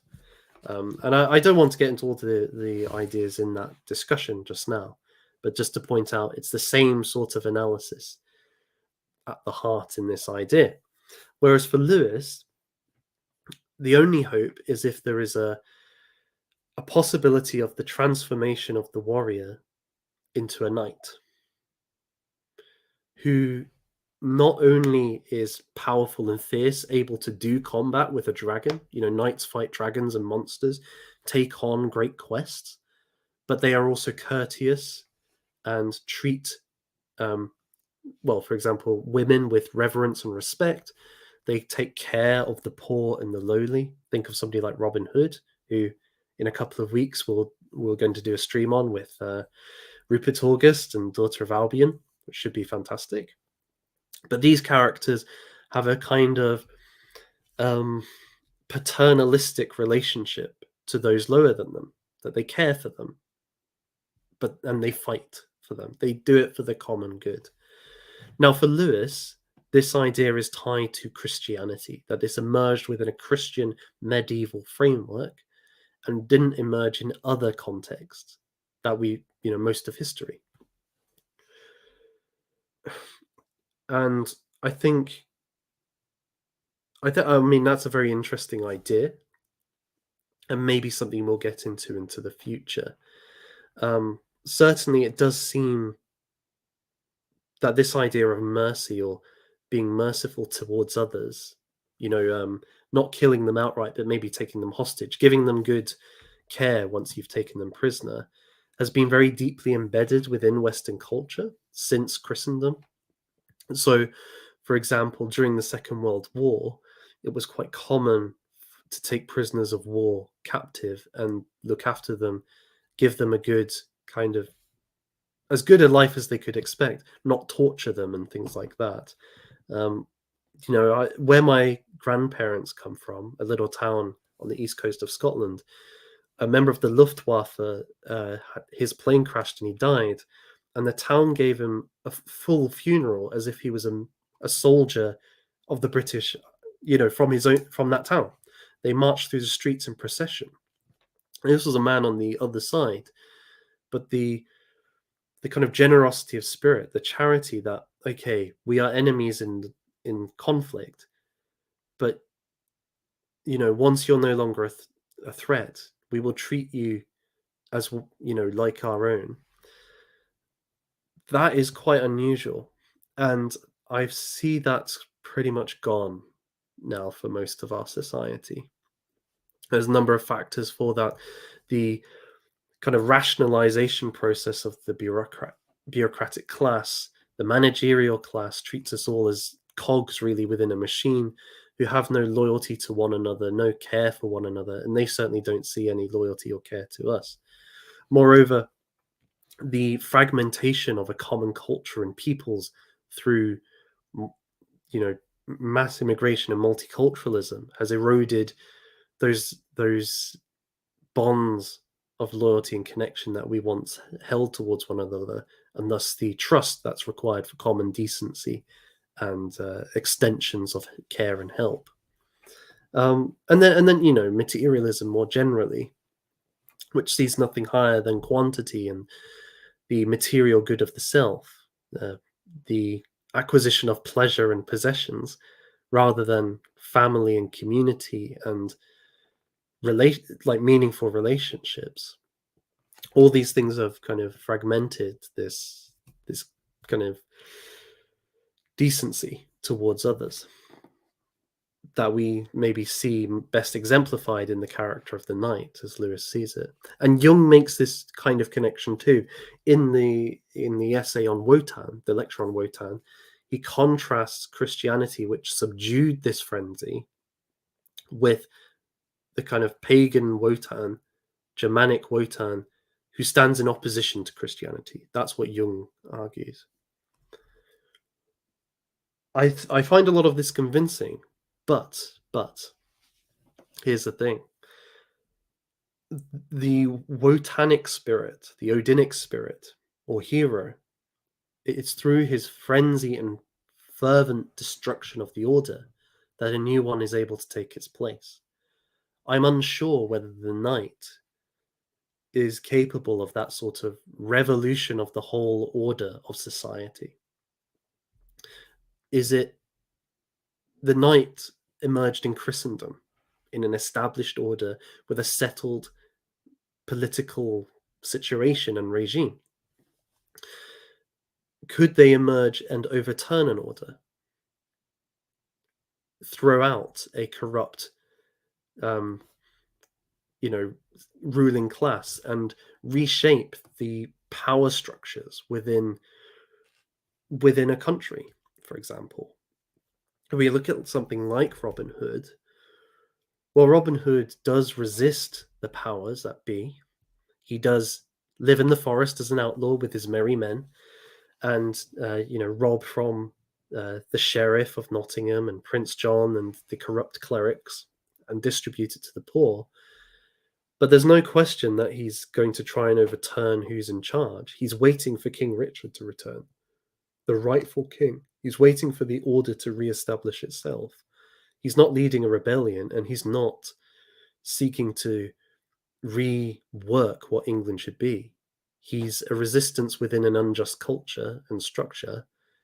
He's unable to be that hurricane which blows it away and brings something new, a just order. So, yes, I am conflicted on this point. I don't know. Perhaps the knight is a Tyrrhic archetype, as Mike from Imperium Press would describe it. The Odinic is that cleansing force, and then the maintainer of order can be the more noble. And certainly he makes this point: you wouldn't want to emulate the Odinic hero in most of life, but he's needed to kind of blow away the insincere, the evil, to make room for the maintainer of the new order. So yes, I think what we've looked at then is the Odinic hero as somebody who is a destroyer and creator, as somebody who seeks wisdom, as somebody who embraces and engages with their fate in a responsible and righteous way.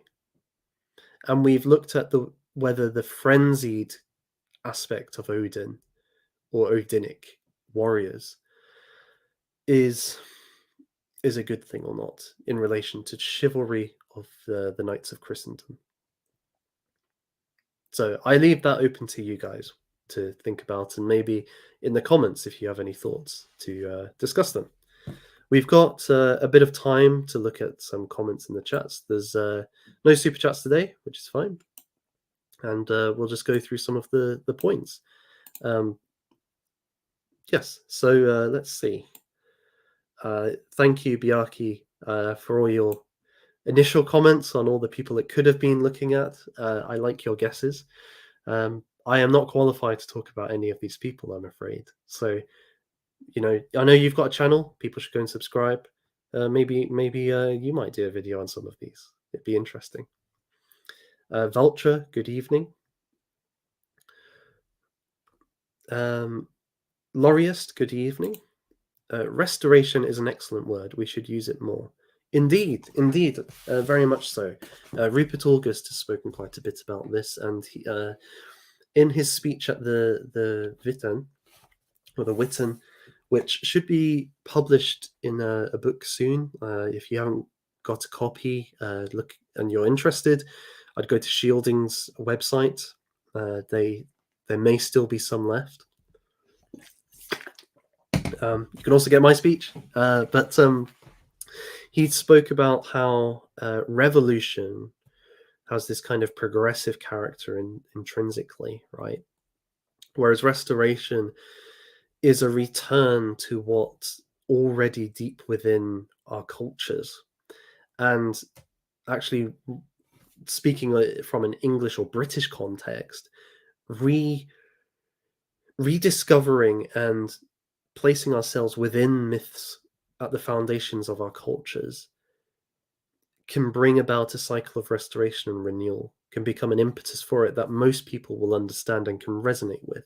So King Arthur, for example, most people in England know of King Arthur and some aspects of him.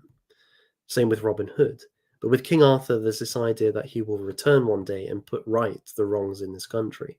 So you already have there a narrative or a legend which resonates with people that they can get on board with and conceive of their social and political relations through, that can lead to a restoration of what's good in the country, doing away with the insincere and wicked innovations that have come in its place.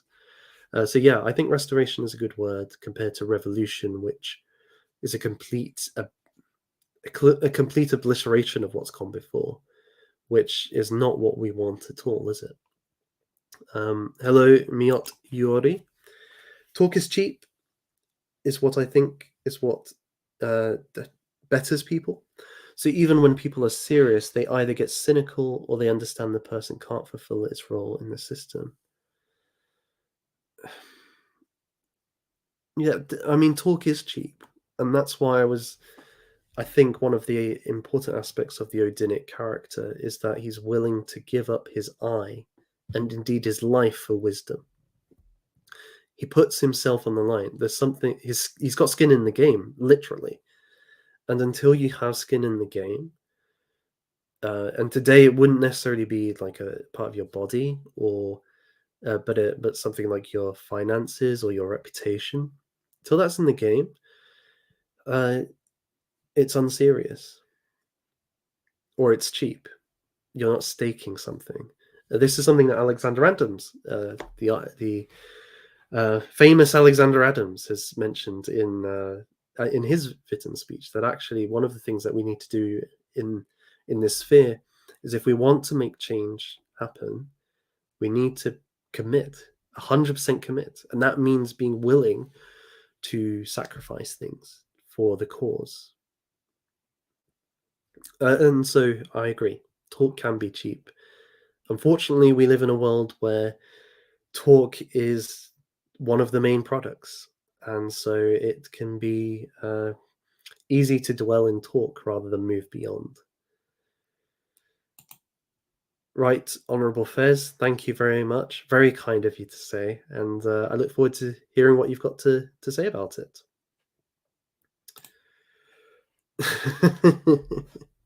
Yes. This will never We'll never get over this. One day we will reconcile fully. It was a sad misunderstanding, but I can say to you, my friend, because I remember this took place within the Lord of the Rings quiz, if I remember right. There may be a sequel coming up in a few months' time, so maybe you could raise it again there, and we can have a proper discussion of Tyrfing and Anglachel. Hello, Laureist. Nice to see you. Yes, it is very interesting that he starts there. In part, it's because he wants to do this thing where he moves from the mythological through history. So it's a chronological movement, because next is Muhammad, and he moves into the 16th century, and so on. Oh, sorry, the medieval era, and then 16th century. It's also a thematic movement, so he's starting from the highest, a god, then to a prophet, and then working his way down to maybe the more concrete historical forms uh, of today. And this is part of his idea that we couldn't follow in Odin. We're so materialist and shallow that we are unable to have a, a, a hero like Odin anymore. It's going to have to be something at our level. So it's actually a story of decline in some ways. Hello, Shiatori. Thank you for tuning in. It's good to see you. We need to catch up sometime. If you don't know Shiatori, he is a top lad. He's got a good Twitter account, and he's made some very good YouTube videos. So please do follow him. He is a good guy. Indeed, that is very true.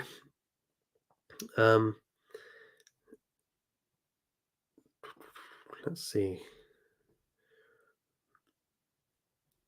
Bureaucracy. The quest for wisdom, the sacred well and tree, is in sharp contrast to the denial of knowledge, wisdom with the tree fruit in the Hebraic tradition.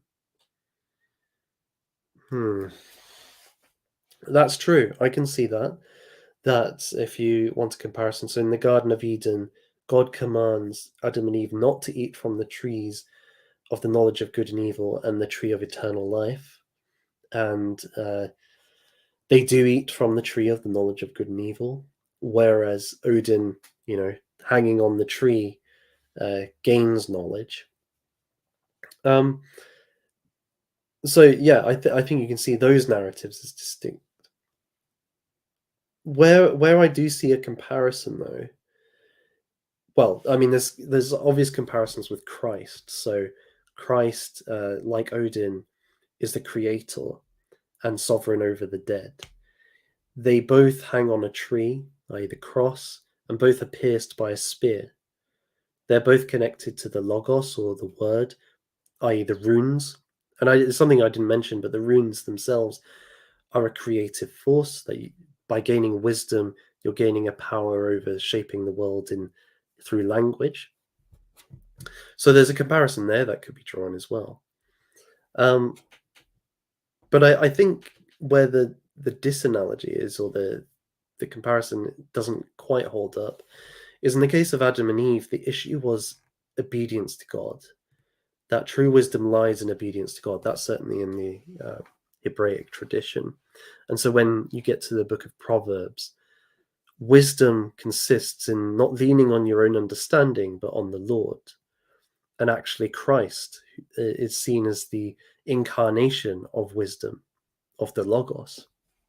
So the discovery of wisdom is in this person who hangs on the tree. In the case of Odin, he gives himself up to himself to receive the knowledge. So again, there's this idea of opening oneself up to a higher power in a way. So yes, I think on one level you can read these as different, but on the other, there's a lot of similarities here, which is to be expected. I think people overplay the differences between Christianity and pagan traditions. They're Indo-European, right? They share that. I'm not saying you're doing this, Biaki. Somebody like Mark Brahman would be an example of this. And indeed, that's why he rejects Norse mythology, because he sees it as being influenced by too much Christianity. Um, hmm. But it's something to ponder. There may be something deep there that I'm not really picking up on.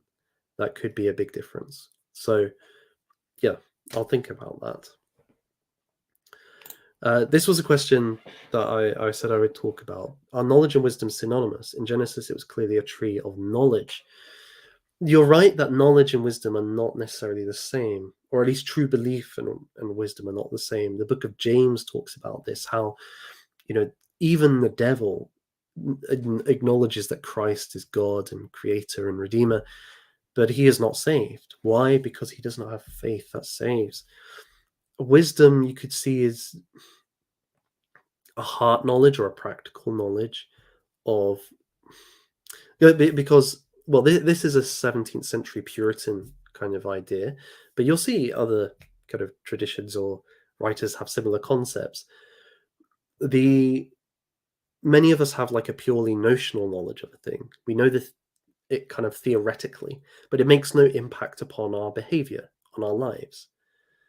Carlyle talks about this, or Kierkegaard, as kind of religious profession, which lacks, which doesn't work itself out into behavior. It doesn't change our values. It doesn't impinge upon what we, at fundamental level, believe or feel. Heart knowledge is an understanding of a thing which impacts how we feel about it in a good way or a true way. So we respond to it properly, and thus we act properly as well. So it translates from thought, feeling, and behavior. You can, or feeling, thought, and behavior, however you want to frame it. So a heart knowledge of Christian doctrine differs from a notional one or a brain one insofar as it pursues what's true in behavior. And I think wisdom is this kind of practical living knowledge, in a sense. You can tie it up with virtue in that respect too. So I would see these two things as different but connected. Wisdom is a kind of knowledge, a felt knowledge or practical knowledge. Let's move through. Oh, I see. I see. Um, yes, I can see that to an extent. Yeah. It re-emerges in mystical traditions to an extent that we mentioned earlier. So there might be an interesting thing to discuss there: the re-emergence of the quest for knowledge in the mystical, Catholic and Orthodox, well, particularly Catholic tradition. But that will take too long for tonight. Interesting. I remember watching this many years ago, and I actually saw William Lane Craig in person debate a guy called, is it Peter Mullen or something like that? There was 1,000 people in the hall. It was quite amazing. He was the big Christian defender at that time, I remember, and he had his 5 arguments for belief in God. It all feels very distant now and a different time. It would feel almost inappropriate to have those debates now, in a strange way. Yeah, that was a different time. It was only 10 years ago, but the whole new atheist thing just seems to have disappeared in many ways. That's a good way of putting it. Happiness machines, that is what we've become. And in such a world, we'd rather the government or big business or whoever look after us than go out and look after ourselves or fight or die for something higher than economic growth and pleasure and long-lasting life. And the irony is we want to live forever, but we don't want to live for anything beyond living forever, or maybe just a bit of pleasure to fill in it. There's nothing Yeah, there's nothing worthy in that. It's all just it's totally bizarre. And yet it is the norm, right? Because people want to, if you get, and this is something I'm going to have a discussion with Black Horse on the channel in the future. When you look at like public discourse, um, there's never a question of whether we should be prioritizing healthcare or kind of taking a very different approach to it, whether it needs to be one factor amongst many. It's always like, okay, we agree that healthcare is a good thing. It's just we're not doing it well enough. The only criticism you can make is it's not efficient or it's not value for money. You can't question whether health, you know, looking after people's health is the primary business for society to be ordered around. And we've just seen in the last few years, rather than an exception, the response to COVID was the logical conclusion of a bureaucratic and technocratic um, regime, which has identified the extension of health as both a means of control and an objective target that it can pursue. You can measure health, so it becomes an easy, rational objective for bureaucrats to order our lives around. It's whereas as C.S. Lewis makes this point in an essay called "Is Progress Possible?" At the end of the day, it doesn't really matter how long you live. What matters is whether you have a good life. It's better to live a good life than a long life. It'd be good to live a good and a long life, but living a long life just for the sake of it isn't worth it. And that's one of the big issues we find in our society. You cannot challenge that. Public policy debate does not have that idea in it at all. It's just taken as a given that we need to make people healthier and live longer. Typical of our culture that we just want to expand and increase in every single way, right? Even if it's unsustainable. Biaki. Certain wisdom through a shamanic Zarathustrian lens can only be obtained through prolonged periods of turmoil. The shaman in his youth was one who embarked upon a road of chaos. Very much like Odin. I can see that. Hello, Master Crafter. Because truly great knowledge cannot be in harmony with the nonsense that fills our heads now. Well, it certainly seems like we're living through a world filled with shadows more than even our forebears may have had. Our minds are filled with so much, uh, so many things which are not good for us, so many things which are untrue, and this is on top of our natural desires and assumptions, which are often, not true themselves. Whether that's because they're based primarily on our sensory experiences or things we've been taught, or they're just misdirected. Maybe if you come from a certain tradition, original sin or whatever. But this is kind of going to the nth degree in our society. The fact that something like the Matrix could be made 20 years ago suggests even then people felt that our present reality is like a cage where we don't experience the real. So there is a certain sense which in every society this would be the case, but it seems like it's very present now in our faces that this is the case. In some ways that's a good thing, right?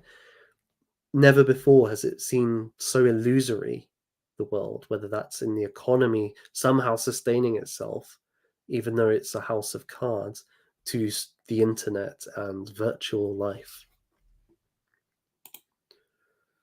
I'm aware that time is pressing on, so I'm going to move forward a bit here.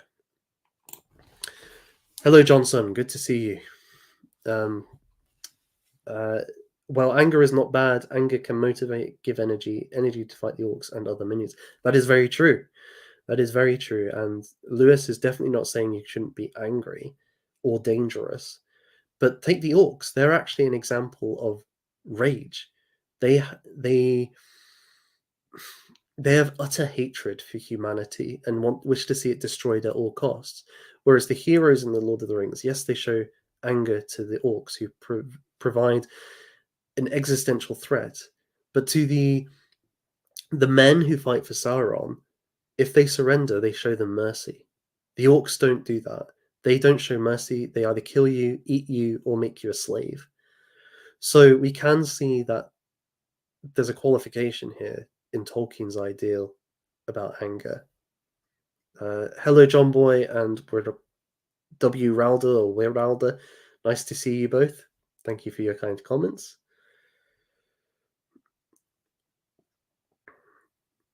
I think the example you gave, the one which involved rain, is ideal. Thinking too much about what something means to ourselves can lead to misery.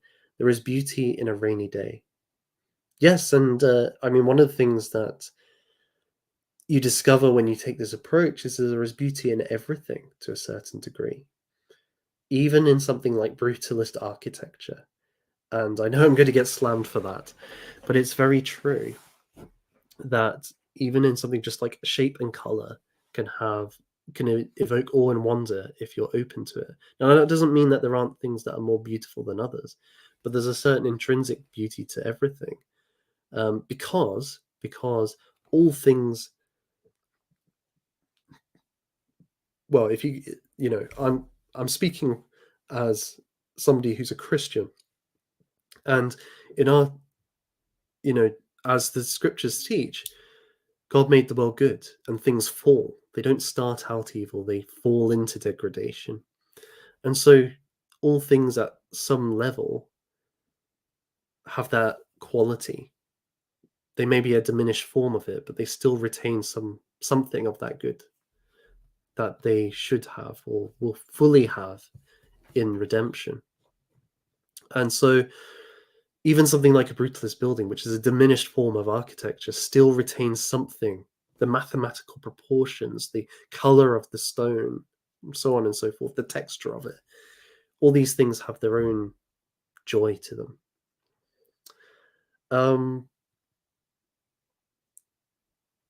Yes, I think that's true. Spaz. Yes, I think that's true. A soldier versus a warrior, or a knight, even.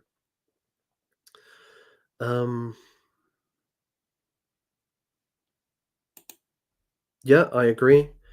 I think that's a good way of putting it.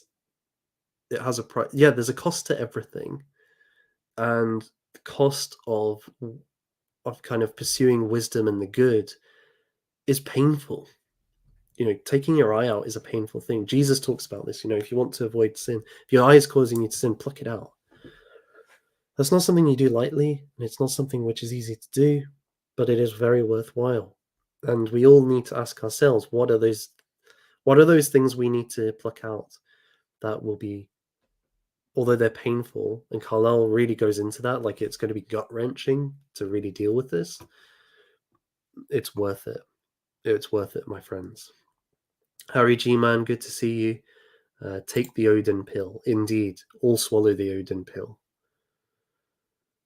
Well, my friends, it has been very, very enjoyable. I hope you have found it as enjoyable as I have, exploring the Odinic hero and wrestling with some of the tensions within it. And I hope that if you've been inspired by this stream, that you will first and foremost go away and pursue wisdom, pursue courage, embrace the destructive and creative aspects of Odin, and seek to live that out in your life. I really hope that you do. It's something that I hope to embody in my life more and more in the future. And, you know, there's a number of people online who are seeking wisdom first and foremost now. And that's great. And hopefully in the future streams will continue to explore these ideas more fully. If you, well, you know, future streams, the Robin Hood stream, the second episode in English Restoration, that's going to be moved a week, so it's going to be the 1st of November now. So next week, I'm not quite sure what I'll do. I was going to do a vampire stream on the 1st of November, but that's not possible now. So it's quite open. It could be something like Plato's um, idea of the cave, going into more detail about that. It could be going into wisdom more. I'm not sure. If there's something that you think would be a good way to take this, or something that's kind of sparked your thinking in this stream that you think of, put it in the comments. Because as you saw from last week, somebody did that, and that's how we got here, which is there's something quite humbling and awe-inspiring about that. Otherwise, like and sub, it makes a big difference. You might not know this, right? But if you don't like a video, I've heard that it actually YouTube then thinks, well, that video didn't impact you. It didn't cause you to have a response. So then you stop getting um, kind of content from that creator. Now that might be a myth that somebody just said so that you would like their video. But I'm saying it as far as I know. That's what I think. So if you did enjoy this video, I would appreciate it if you could give it a like, because of that. And if you want, there's also membership options, which helps to sustain the channel. And every month we do a members only stream. I did one a few weeks ago on Ted Kaczynski, Unabomber Manifesto. We'll see what happens in the future with it. I have gone a wee bit over the time I meant to stop, but that's great because we've had a good time together. So, till next time, God bless you all, and I hope that you make some step forward in the pursuit of wisdom. Goodbye for now, folks. Goodbye.